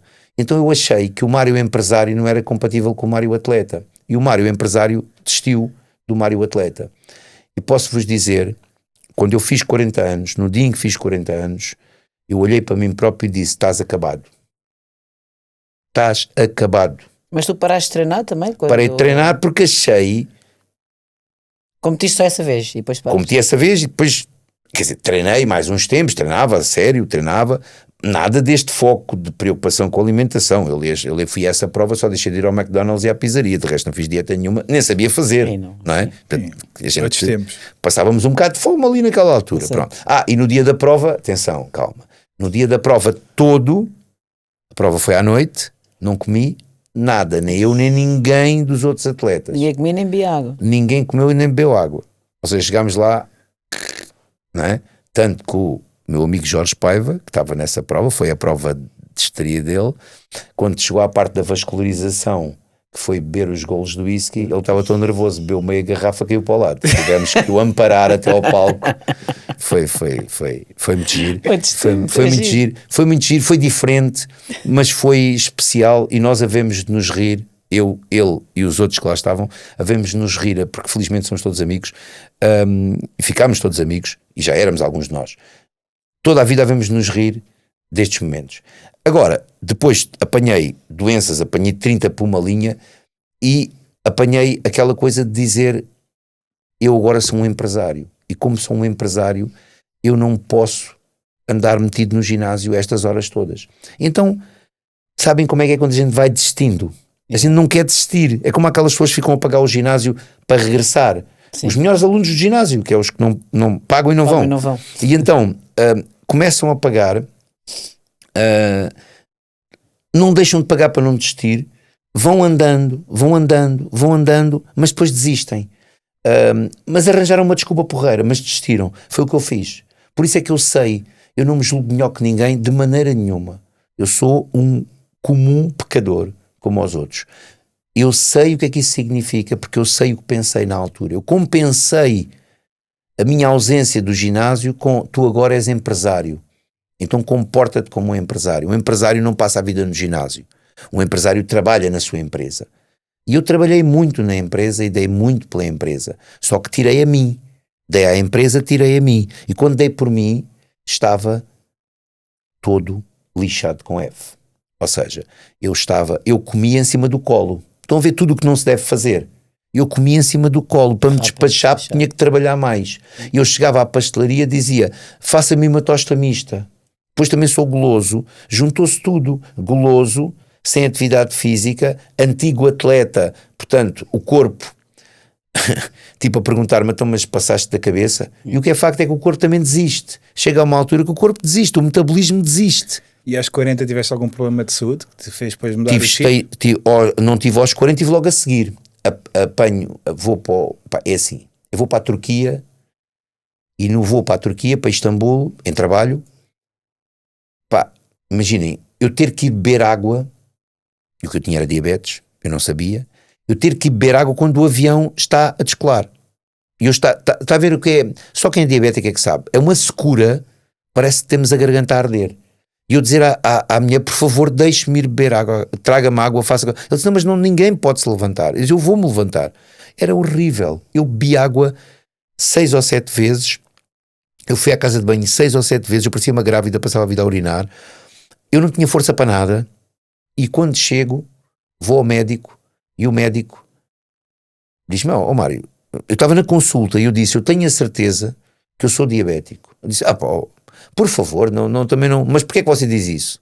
Já fez exames? Não, mas eu sou diabético. Ele disse, não é nada, sou. E o médico no Hospital da Luz diz, ok, então já que o senhor diz tanto que é diabético, eu vou mandá-lo lá abaixo ao SO, você vai fazer análises agora. E já fazem-me análises. Eu tenho 500 de açúcar. Meu Deus. Fiquei logo internado.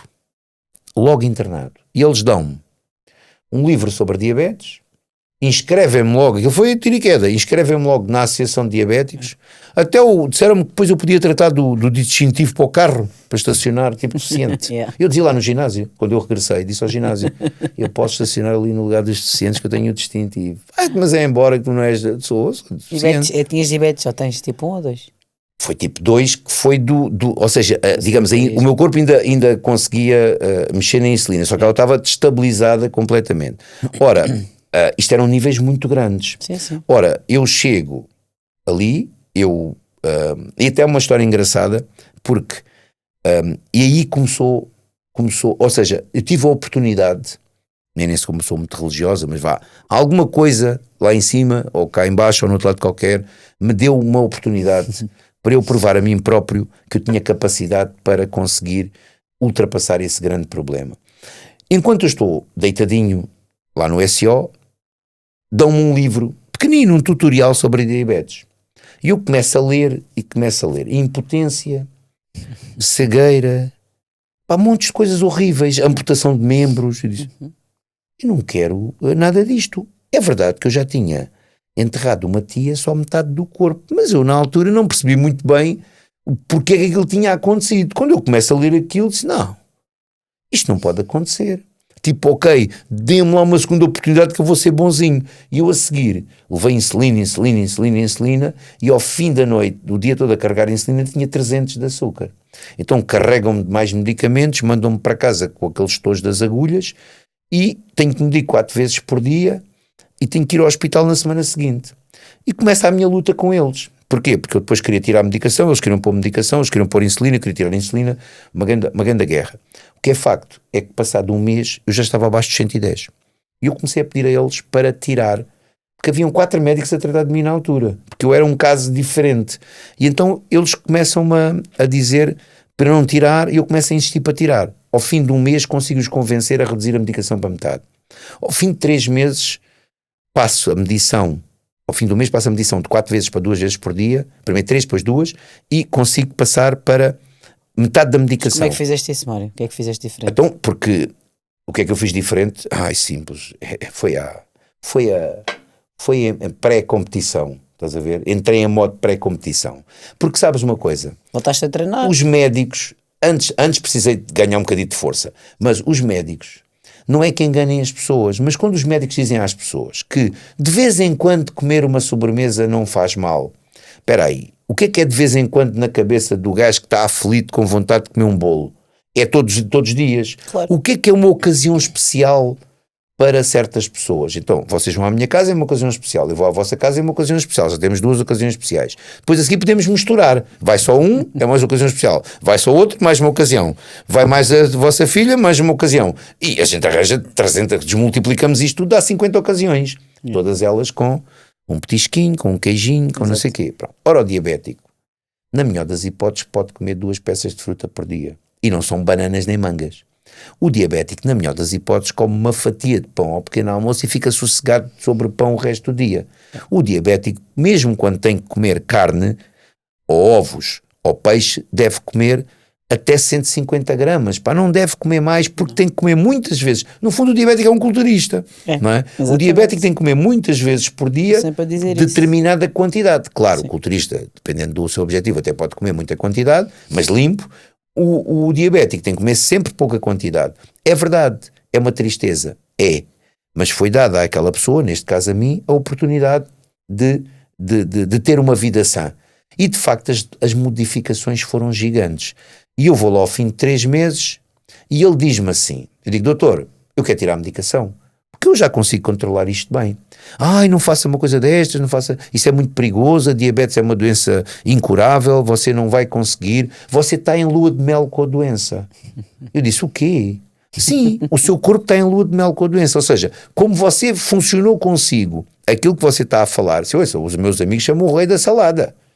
Eu fiquei o rei da salada. Eram saladas. Os saladas também vêm. Portanto, eu comia tachões de salada. Portanto, e o que é facto é que aquilo enchia-me, não é? E eu ficava um bocadinho mais distraído. Agora, eu disse isso ao médico, o médico concordou. Disse, vamos fazer um acordo, que é, você corta a medicação toda, mas, assim, doutor, eu faço desporto, eu tenho estado a correr, eu tenho estado a... Pá. E então, ele disse, você corta. Se nas medições que faz de manhã e à noite houver valores acima dos 110, você retoma. Nunca houve, ok? Nunca houve. E eu tive 6 meses, não prevariquei uma única, sabem o que é uma vez? Não foi nem uma goma, nem um smartzinho, daqueles que a gente encontra no chão na cozinha. Nunca comi nada.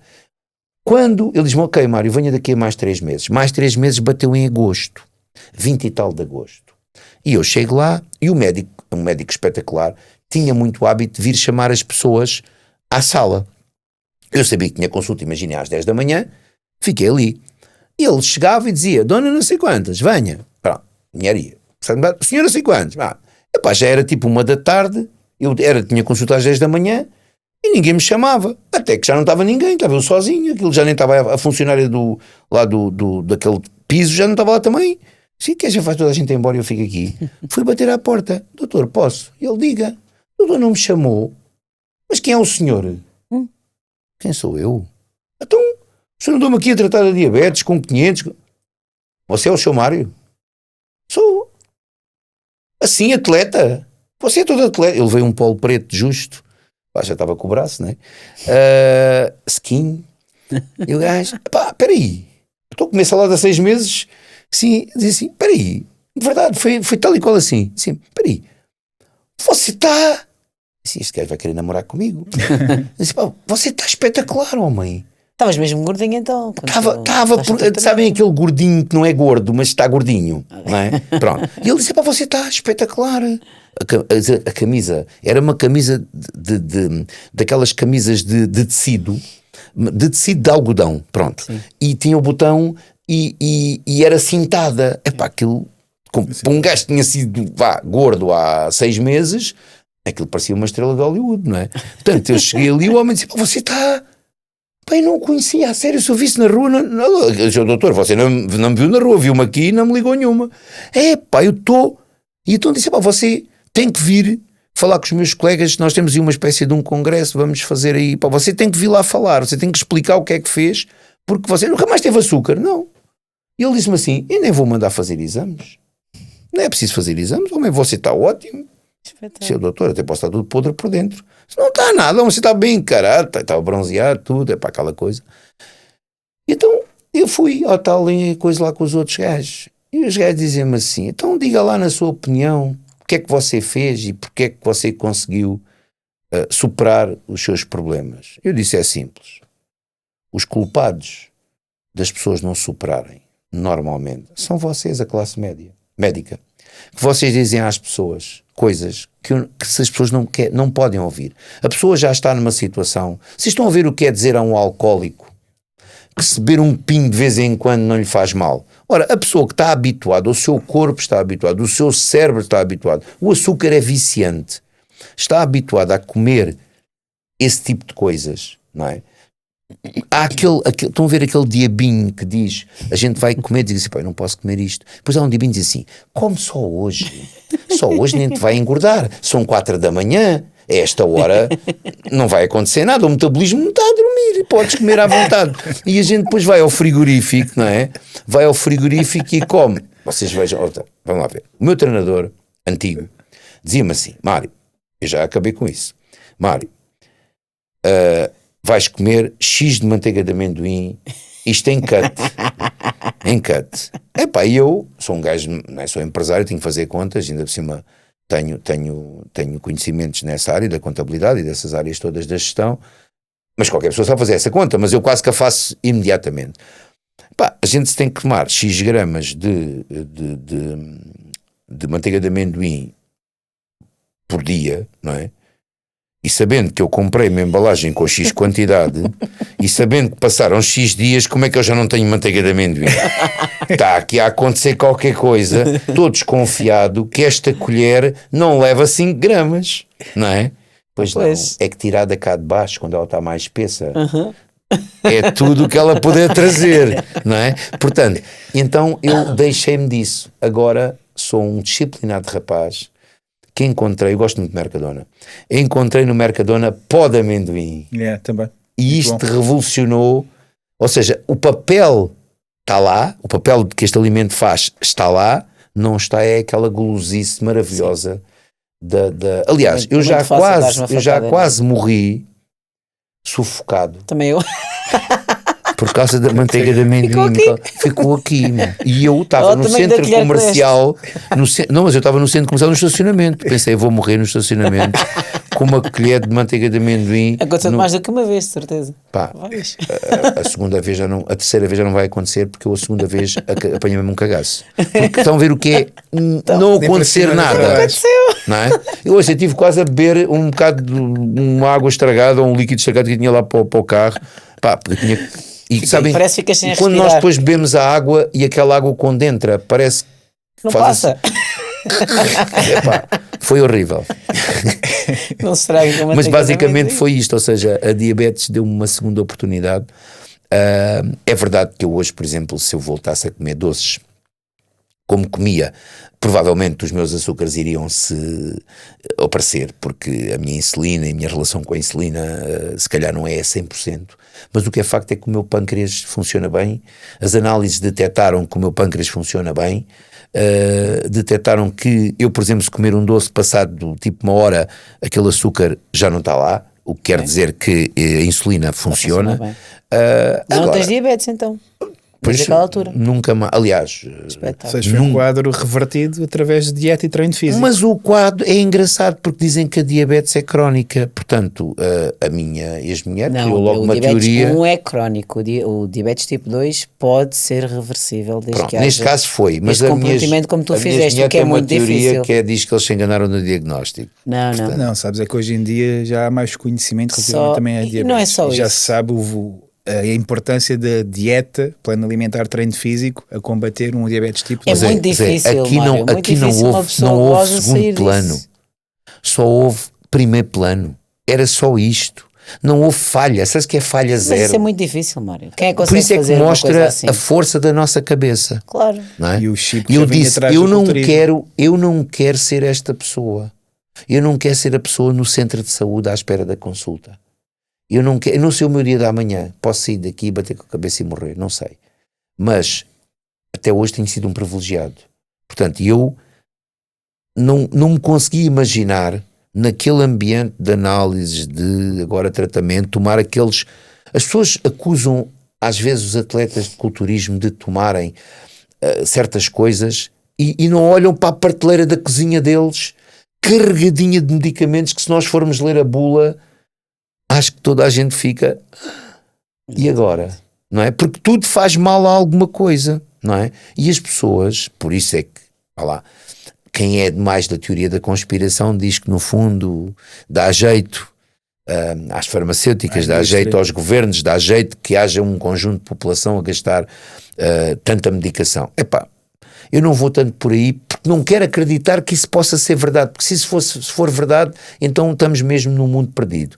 Mas as pessoas, olha, em vez de irem para as escolas com certas baboseiras, se fossem para as escolas ensinar as crianças desde pequeninos a comer, se fossem educar e dizer o papel da escola, quem educa é em casa. Eu nisso tenho uma opinião muito própria, mas quem educa é em casa, mas a escola pode ter um papel de integração, ou seja, porque às vezes há valores que não vêm de casa, infelizmente, e a escola pode ter um papel de integração. E eu ainda sou daquele tempo em que o meu avô me dizia, quando encontrares uma pessoa mais velha, vais dizer olá e se puderes apertas a mão. Exatamente. E isto significa respeito. E se eu tratar uma pessoa com respeito, a possibilidade que eu tenho de lhe faltar ao respeito é muitíssimo menor. Não é? Portanto, se eu não tiver consideração pelo outro, com mais facilidade, qualquer coisa que aconteça, eu descarrilo e ofendo a pessoa, ou ela ofende-me a mim. Portanto, então, tratar as pessoas com respeito, dar-nos ao respeito também, respeitar as regras da sociedade, porque nós não vivemos sozinhos, entender que a nossa liberdade termina, é um clichê, mas é muito verdadeiro, a nossa liberdade termina quando começa a liberdade dos outros. Exatamente. E nós não nos podemos andar a pisar uns aos outros, e não haja dúvida que, quer a gente queira, quer não queira, devia ser ensinado desde muito cedo às crianças que saber comer convenientemente é uma garantia para um futuro saudável. Eu tenho a agradecer ao desporto a possibilidade que o desporto me deu de ser uma pessoa bem com a vida, bem fisicamente e por isso bem mentalmente, porque conta muito. E tenho, até hoje pelo menos, sou uma pessoa saudável, faço uma vida, não posso dizer que tenho a idade que tenho, porque não faço a vida de uma pessoa dessa idade, faço uma vida de uma pessoa muito mais nova, e tudo posso agradecer ao desporto. E mais, e quando era mais novo, foi o desporto que não me levou, que não me deixou ir para os caminhos que muitos amigos meus foram, ok? Porque os meus amigos só pensavam em beber, em drogas, e eu dizia, não, eu amanhã tenho um jogo, eu amanhã tenho uma prova, eu amanhã tenho uma... E eu aguentava-me, e até com eles, mas era o careta. Pois é, agora até armadores de carros, eles são alguns deles. Porquê? Porque se deixaram levar para a droga, para a facilidade daquele momento. O desporto não me deixou ir por aí, levou-me a outro caminho e não havia nada. Vocês sabem que antes o futebol juvenil era aos domingos de manhã, não havia nada melhor do que um domingo de manhã, daqueles domingos de tempo razoável, a gente acordar e ter ali um grande jogo Barreirense Quimigal, ou Barreirense Vitória de Setúbal, ou Quimigal Luz, ou whatever. Isso nada apaga o que a gente já viveu de bom. Primeira prova feita aos 28, a última até à data, aos 57. Que diferenças encontras nestes quase 30 anos, de forma geral, na modalidade, nas competições em si, nos recursos que temos, na suplementação? Vamos lá ver. Não tem nada a ver, porque começa logo pelas fontes de conhecimento, não é? A gente hoje tem 1001 fontes de conhecimento. Antigamente não tinha. Depois, não te esqueças que eu fiz aquela prova e depois parei, quer dizer, se calhar uma pessoa que tivesse continuado ia ver menos diferenças até chegar a este ponto. Quando eu voltei outra vez, embora já houvesse redes sociais, não havia como há hoje, ou seja, ainda era assim um bocadinho... Voltaste com que idade? Há uns 10 anos, portanto, era... Mas atenção, eu até queria voltar antes. Era a áurea do Facebook. Eu comprei uma camisola e a camisola dizia nada é impossível. E eu andava sempre com aquela camisola. E até meus amigos brincavam com lá vês tu outra vez e tal, assim, eu vou voltar a competir. Eu vou conseguir competir. A questão era quando é que eu chegava a um condicionamento mínimo, não é? De acordo também com a imagem que tenho de mim próprio, para não fazer figuras tristes, e conseguir competir. Não queria ser um meme, não é? E então andei ali algum tempo a desenvolver alguma massa muscular, mas sem atinar. E quando é que eu atino? Eu atino quando um dia há um amigo meu, foi assim mesmo, me ensina a comer. Porque atenção que eu já vinha das dietas das saladas, mas saladas não constrói massa muscular, ok? E ele ensina-me a comer, e ensina-me uma coisa básica que é, não tenhas medo dos hidratos. Eu disse, olha que este gajo... E outro dia disse-lhe a ele, que ele agora não está cá, está no estrangeiro, e eu disse-lhe a ele, se soubesses o quanto tu me ensinaste. Não te ensinei nada. Ensinaste. Porque eu nunca tinha pensado das coisas como tu me explicaste. E não haja dúvida que essa é a grande diferença. Se eu pudesse dizer qual era a grande diferença, não está fora de mim, está em mim. Foi comer. Foi saber comer. Depois o resto é muito giro. É tudo muito giro. Eu estava, por exemplo, no Campeonato da Europa em Roma.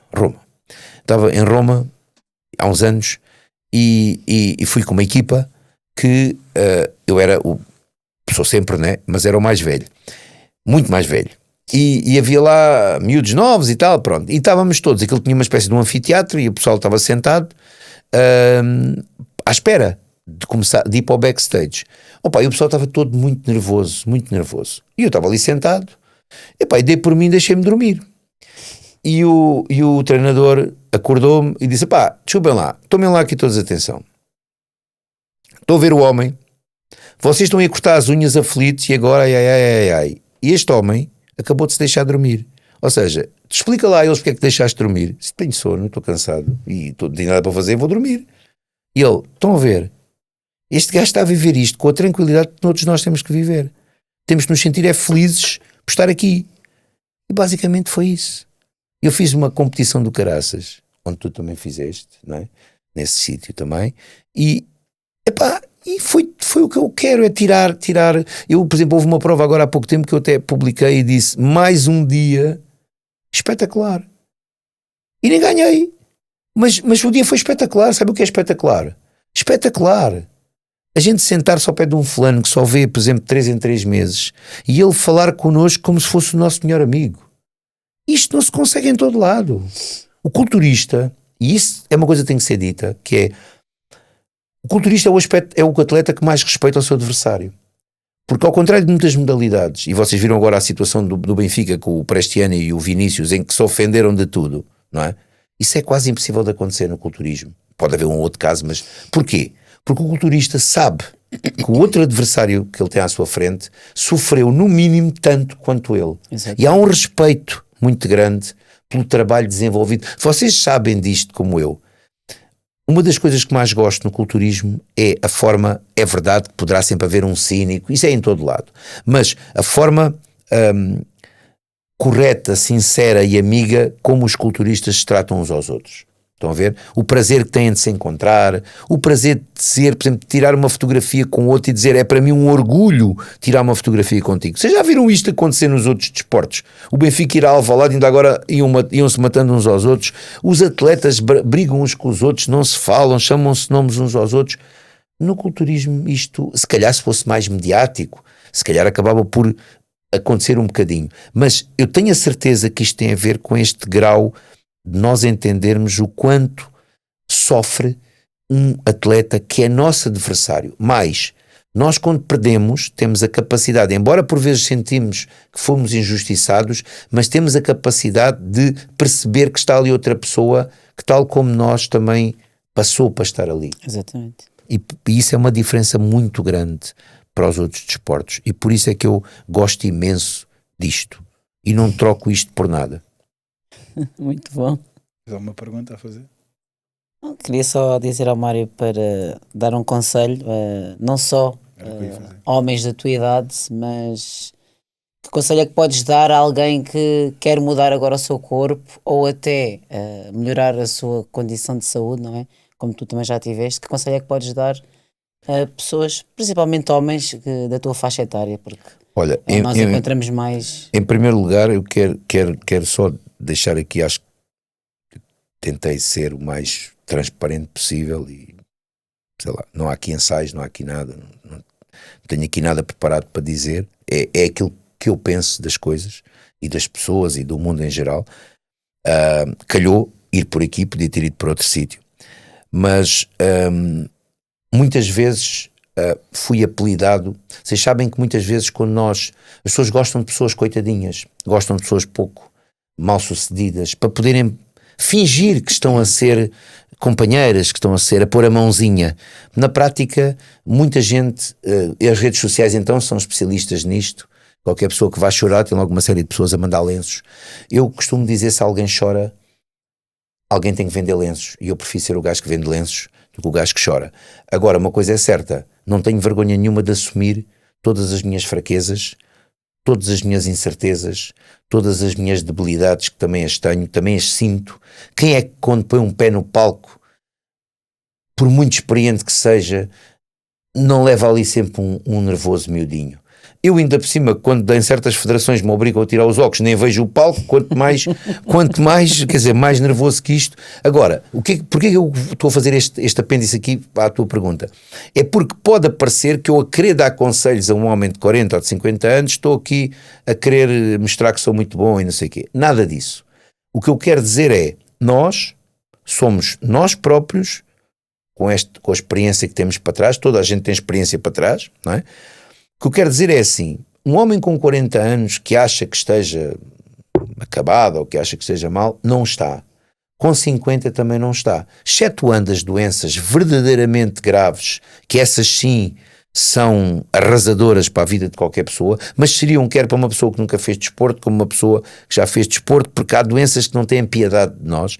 Mas exceto isso, as pessoas comuns há sempre um caminho. Por isso é que eu não chamo atleta a quem compete. Eu chamo atleta às pessoas que estão dispostas a sair da sua zona de conforto, que estão dispostas a sair das suas dificuldades. Chamo atleta àquela senhora com excesso de peso que agarra na sua autoestima em baixo, veste umas calças de fato de treino, veste uma camisola e vai para o ginásio. A tentar agitar o cabelo e cheia daqueles tiques de vergonha própria das pessoas que não se estão a sentir bem naquele local. Eu tenho uma admiração gigante por essas pessoas, mas eu tenho uma admiração ainda maior se forem mulheres, porque a mulher, para além das lutas todas que já fez uma vida inteira, a sociedade ainda pede mais à mulher do que pede ao homem, começando por uma coisa básica. Uma mulher na praia só tem um bocadinho de tecido a tapá-la, o homem ainda vai tendo uns calções. As mulheres na competição, no desporto, são muito mais expostas e muito mais pouco perdoadas, não é? Se estão mal. Depois a mulher também se autossabota ela própria, coisa que o homem por regra não faz. Mas eu continuo a dizer, se eu puder escolher, eu prefiro muito mais ter a companhia, estou a falar de uma questão social.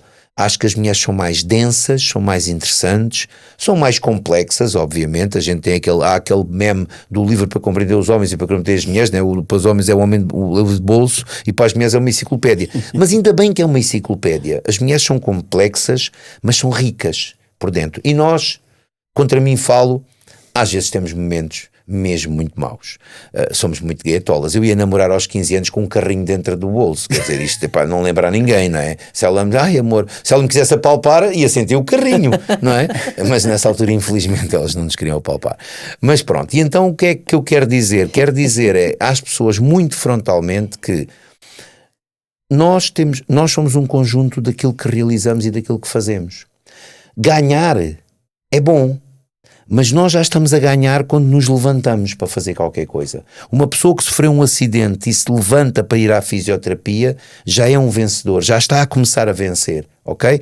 Portanto, e eu posso aqui dizer que já passei por momentos em que posso não ter tido os melhores resultados e continuei-me a achar um vencedor, porque achei que face àquilo que me foi proposto, face aos meios que eu tinha e face ao resultado que eu tive, eu fiquei contente com o esforço que eu fiz. Agora, vamos lá ver uma coisa, temos que ser honestos, não há vitórias morais. Se a gente for jogar à bola e perder, eu não vou dizer eu perdi, mas mandei 5 ao poste. Sim, perdeste, ok? Portanto, nós temos que ganhar e jogar para ganhar, respeitando os outros e jogar para ganhar. Por isso, e pegando numa sugestão que me tinham dito, que eu acho que é muito interessante, que é, se tu perdesses tudo, não é? Se tu perdesses tudo e não te sobrasse nada, não te sobrasse dinheiro, não te sobrasse empresas, não te sobrasse os teus títulos, não te sobrasse coisa nenhuma, o que é que tu fazias ou como é que te sentias, não é? Ou que pessoa eras tu depois desse momento. Há uma coisa que é certa, tudo o que eu já vivi já ninguém me vai tirar. E eu seria essa pessoa, a pessoa que teve isso tudo à sua disposição. E mais, o que é que costuma-se dizer que às pessoas que pensam começar ou que pensam recomeçar, lembrem-se de uma coisa, a ponta de lápis que escreve é a ponta de lápis mais feia de todas, porque a que não escreve está impecável. Então toda a vida vai haver o gajo que vai em cima da carroça e o cão que ladra. Vamos ser o gajo que vende lenços, o gajo que anda em cima da carroça, mesmo que a carroça seja mesmo manhosa, mas a carroça manhosa anda e o fulano cá em baixo está parado, apenas à espera de quando é que vem o próximo para ladrar outra vez. Então, eu não sou o fulano que ladra, eu sou o fulano que vai na carroça. Muitas vezes já fui a própria carroça e vai alguém em cima de mim. Ótimo, vamos andar para a frente. No caminho, como diz o bom português alentejano, para trás mija a burra. Nós temos que andar para a frente. E uma coisa é certa, e penso que posso terminar por aqui. Eu disse à minha filha, filha, o pai um dia morre. Me diz, ai pai, coitadinha. Calma, isso é que é a lei da vida. Se o pai tiver com o shape, caixão aberto. Se o pai tiver todo partido, fecha a porcaria do caixão, não deixa ninguém ver o pai. Portanto, promete ao pai que se o pai tiver com o shape, pá, o pai até pode estar em calça de banho, pá. Mostra ao pai a toda a gente. Pá, está aqui o pai de uma forma eterno, está eterno. Vamos lá ver, eternamente em shape, não é? Portanto, agora se o pai tiver escalavrado, pá, fecha aquela porcaria e manda o pai para o buraco ou para o outro lado qualquer, para onde tu quiseres. Portanto, por isso há que haver sempre uma... Vamos todos tentar estar com o shape, claro. Mesmo que o shape de cada um seja diferente. Uma costumo dizer, dar um cadáver vaidoso e gostoso. Epá, nós temos, eu digo muitas vezes aos meus amigos, eu vou ser um morto com muito melhor aspecto que tu, não é? Vamos tentar ser um morto com bom aspecto. Com satisfação. Claro, vamos tentar ser bem-sucedidos, vamos tentar tirar a felicidade.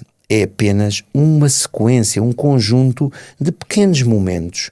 Se nós juntarmos muitos pequenos momentos, porque essa coisa do foram felizes para sempre é só nos filmes, na realidade não existe isso. Foram, como diz o outro, não é? Juntos para sempre até que o Facebook vos separe, não é? E então, nós temos que viver as nossas felicidades, as pequeninas felicidades, não é? Aquele passeio na praia de mão dada, a olhar para nada, aquele sítio onde a gente foi em que tivemos os dois lá sentados e conversámos e trocámos umas ideias, um jantar muito a giro com um amigo onde falámos, sei lá, de música, de literatura, de culturismo, de outra coisa qualquer. São pequenos momentos, aqueles momentos em que eu olho para os meus filhos e para os meus netos assim babado mesmo, tudo isso são felicidades. E as pessoas às vezes parece que só se lembram desses momentos quando esses momentos já não existem, não é? Que saudades do meu filho bebê, está bem, mas quando ele é bebê é que é bebê, quando for grande será grande, vamos ter momentos bons também, mas eu já não vou estar a ser bebê. Então temos que construir esses momentos e temos que tentar ser felizes, porque muitas vezes ser feliz é uma construção da nossa cabeça. O dia nasce igual para todos, só que uns veem o dia muito bom e outros veem o dia a despencar. Vamos tentar. E eu penso que o culturismo e o culto do corpo, no bom sentido, o culto do corpo no bom sentido, não é aquela coisa no sentido pejorativo, no bom sentido, o culto do corpo, qual é o problema? Qual é o problema? Hã? Eu não queria mais avacalhar muito mais o vosso podcast, mas o nosso podcast. Lembram-se quando a Triunfo, a roupa interior, decidiu meter uma senhora com excesso de peso na praia, correr eram 4 ou 3 jeitosas e a senhora. Aquilo é o quê? Querem provar o quê? Querem provar que não há body shaming? Ok, não há body shaming. Vão lá contar à gorda que não há body shaming, não é? A senhora ali a correr com tudo aos saltos.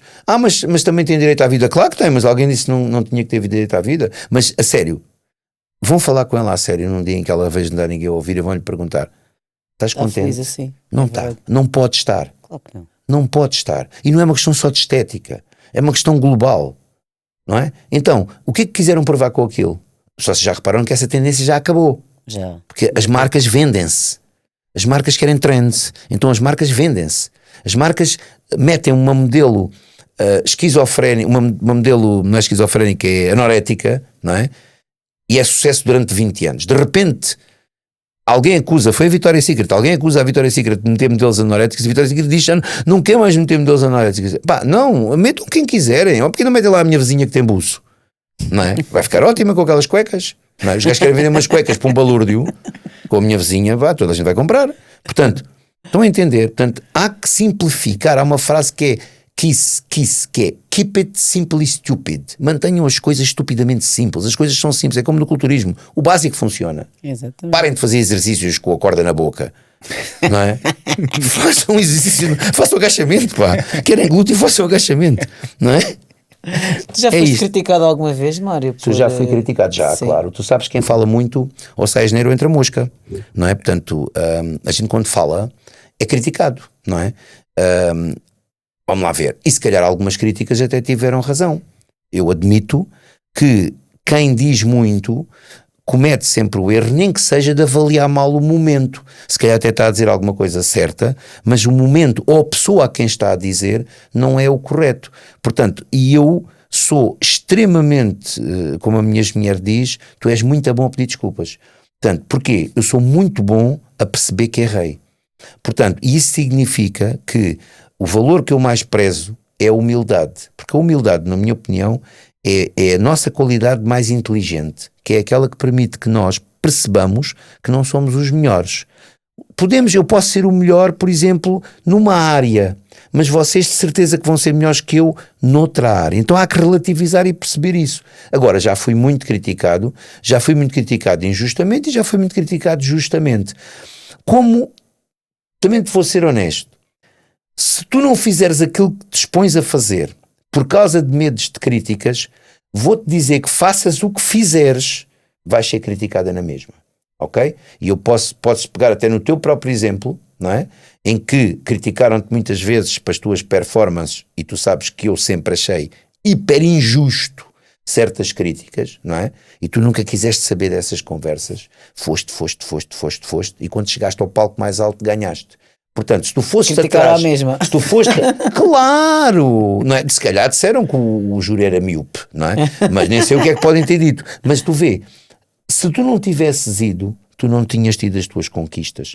Tu tiveste, há de ter muitas mais. Cada uma que vais tens mais uma conquista. Quando foste aos Estados Unidos, o que tens feito muito bem, és digna da minha profunda admiração, por esforço que sempre tiveste. Lembra-me que tu estás no PAMP a tirar o curso de PT e isto é comigo porque me conhecias, olha, estou aqui a trabalhar, depois até apareceu a minha mulher assim com as garras de fora, ela estava sempre, não é? E ela disse, estou aqui, porque quero começar e transformaste numa excelente PT, numa excelente profissional. Não é que eu achasse que não ia ser, mas não se sabia, não é? Mas transformaste-te numa excelente profissional, lutaste, fizeste o teu caminho. E por isso, se fosse estar a tomar em conta aquilo que te criticaram, não é? E eu próprio assisti a muitas críticas, e por isso eu fui logo o primeiro e lá meteu o dedo e dizer assim, isto é muito bem feita, não é? Isto é muito bem feita. Portanto, a crítica tem que ser entendida, no sentido se for construtiva, se estamos ou não a perceber, porque há pessoas que até nos ajudam com a crítica, mas também temos que perceber que nós temos que saber o caminho. Pensa uma coisa, quem conhece um caminho para um sítio não põe GPS no carro. A gente só põe o GPS quando não sabe o caminho. Quando sabe, não põe. A gente vai, não é? Então, quem sabe o seu caminho, GPS é babá, não é? O mimimi só nos interessa se nós não sabermos a nossa direção. Quando nós sabemos a nossa direção, só temos uma coisa a fazer, é seguir a nossa direção. De forma direta, obstinada, sim. Os atletas são todos obstinados, são todos um bocadinho malucos. Tem que ser, não é? Claro. Então se estás numa festa de anos, está toda a gente a comer à grande e tu estás a paroer, só pode ser maluquinha, claro. Não é? Portanto, mas é verdade, mas essa maluquinha está integrada na tua personalidade, está integrada na tua forma de ser. E tu és uma maluquinha, mas com um grande orgulho. Se eu sou mesmo maluquinha, não é? Portanto, mas eu lembro-me, por exemplo, de ir a conduzir nas alturas, assim, naquelas alturas antes das provas em que cá está muito seco e vai a conduzir e eu pensava assim, quando eu estou seco, vou conduzir no carro, Epá, e os abdominais vão aqui. Parece que iam-me a apertar para dentro. Yeah. Estão a ver? Parece que um gajo leva um cinto. Mas olha, Sim, epá, isto é muito fixe. Eu chegava ao cliente com uma mania, meu. Epá, se calhar era completamente atrasado mental, mas chegava ao cliente com uma mania. Sim, epá, eu sou mesmo jeitoso. Portanto, epá, agora dizia assim, epá, mas o Mário chamar aquilo, epá, qual é a minha cena, pá? Fiz mal a alguém? Eu não fiz mal a ninguém. Deixem-me lá curtir a minha cena. Vou para o cliente feliz. Claro. E o que é facto, eu posso vos dizer. Eu chego ao meu mercado, ao mercado da indústria, não é? E eu vou-vos contar uma coisa. Eu espero, pá, não sei se isto vai ser mal entendido. Eu tenho uma série de clientes que eu faço-lhes os planos de treino. E eles compram uma mercadoria de soldadura. Vocês acham que um gajo que eu estou-lhe a dizer como é que ele pode melhorar fisicamente tem a ousadia de não me comprar um material a mim? Não é? Epá, mas eu fui ter uma reunião com uma das maiores empresas do país. Quando lá cheguei, o que ele queria era um plano de treino, não era comprar material. E eu depois expliquei-lhe que uma coisa leva à outra, não é? Quando eu cheguei à Feira do Porto ano passado, 2025, e eu entro dentro do stand deles com o meu diretor comercial, e o gajo sai de lá, o diretor da empresa, que é uma empresa gigantesca, dá um aperto de mão ao meu diretor comercial e dá-me um abraço a mim. O meu diretor comercial diz assim: mas onde é que tu és tão amigo deste fulano? Eu disse: que eu estou-lhe a fazer o plano. Estão a ver isto? Estão a ver quanto isto é importante? Nós não podemos esquecer uma coisa: nós somos todos animais. E aquele fulano também é um animal. E ele, quando me cheira-me com respeito. Diz assim: este gajo, eu gostava de ser assim, então vou pedir a ele que me ensine. exatamente. Eu tive num cliente com um vendedor em dezembro, e o meu cliente já competiu, agora está em baixo de forma, disse ao meu vendedor: você agora vai se calar, que eu tenho que falar com o seu patrão. Já é cliente da Pronut e é uma pessoa, comigo é tu cá, estou lá, com o meu vendedor, é senhor para aqui, senhor para ali. Porquê? Não me vai dizer ó doutor isto, doutor aquilo, se estamos a falar se já chegou o magnésio ou se a barrita não sei o quê. Olha, manda lá o magnésio e umas barritas que quando eu estou com fome.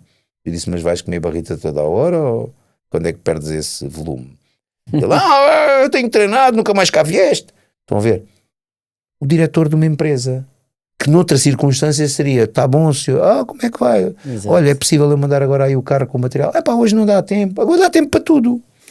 Não é? Não leva a barrita. E é Muito assim. bom, gostei desta finalização. Gostaste? Tens algumas considerações finais? Não, Dizer alguma coisa? só quero agradecer ao Mário por ter partilhado a sua história de vida, ter-nos dado aqui alguns conselhos, e ter-me, pronto, parabenizado pelo meu percurso, porque ele sabe bem da minha luta também, e tudo o que eu fiz para conquistar, o que eu conquistei e o que eu fiz para chegar até aqui, e é gratificante ouvir isso de outras pessoas. E é do coração. Como viram, tínhamos aqui conteúdo para muitas mais horas de gravação, mas não podemos, está na nossa hora. Portanto, quero deixar aqui o meu agradecimento à minha cara metade, nossa IFBB Pro Ana Varela, e também um agradecimento muito especial, Mário Tavares, grande empresário, dono da Pronut, meu patrão neste momento, e que espero que gostem deste podcast diferente, fora da caixa, mas com muita coisa para aproveitar e para nos fazer refletir. Mário. Obrigado. Muito bom, adorei. Obrigado a vocês, está bem?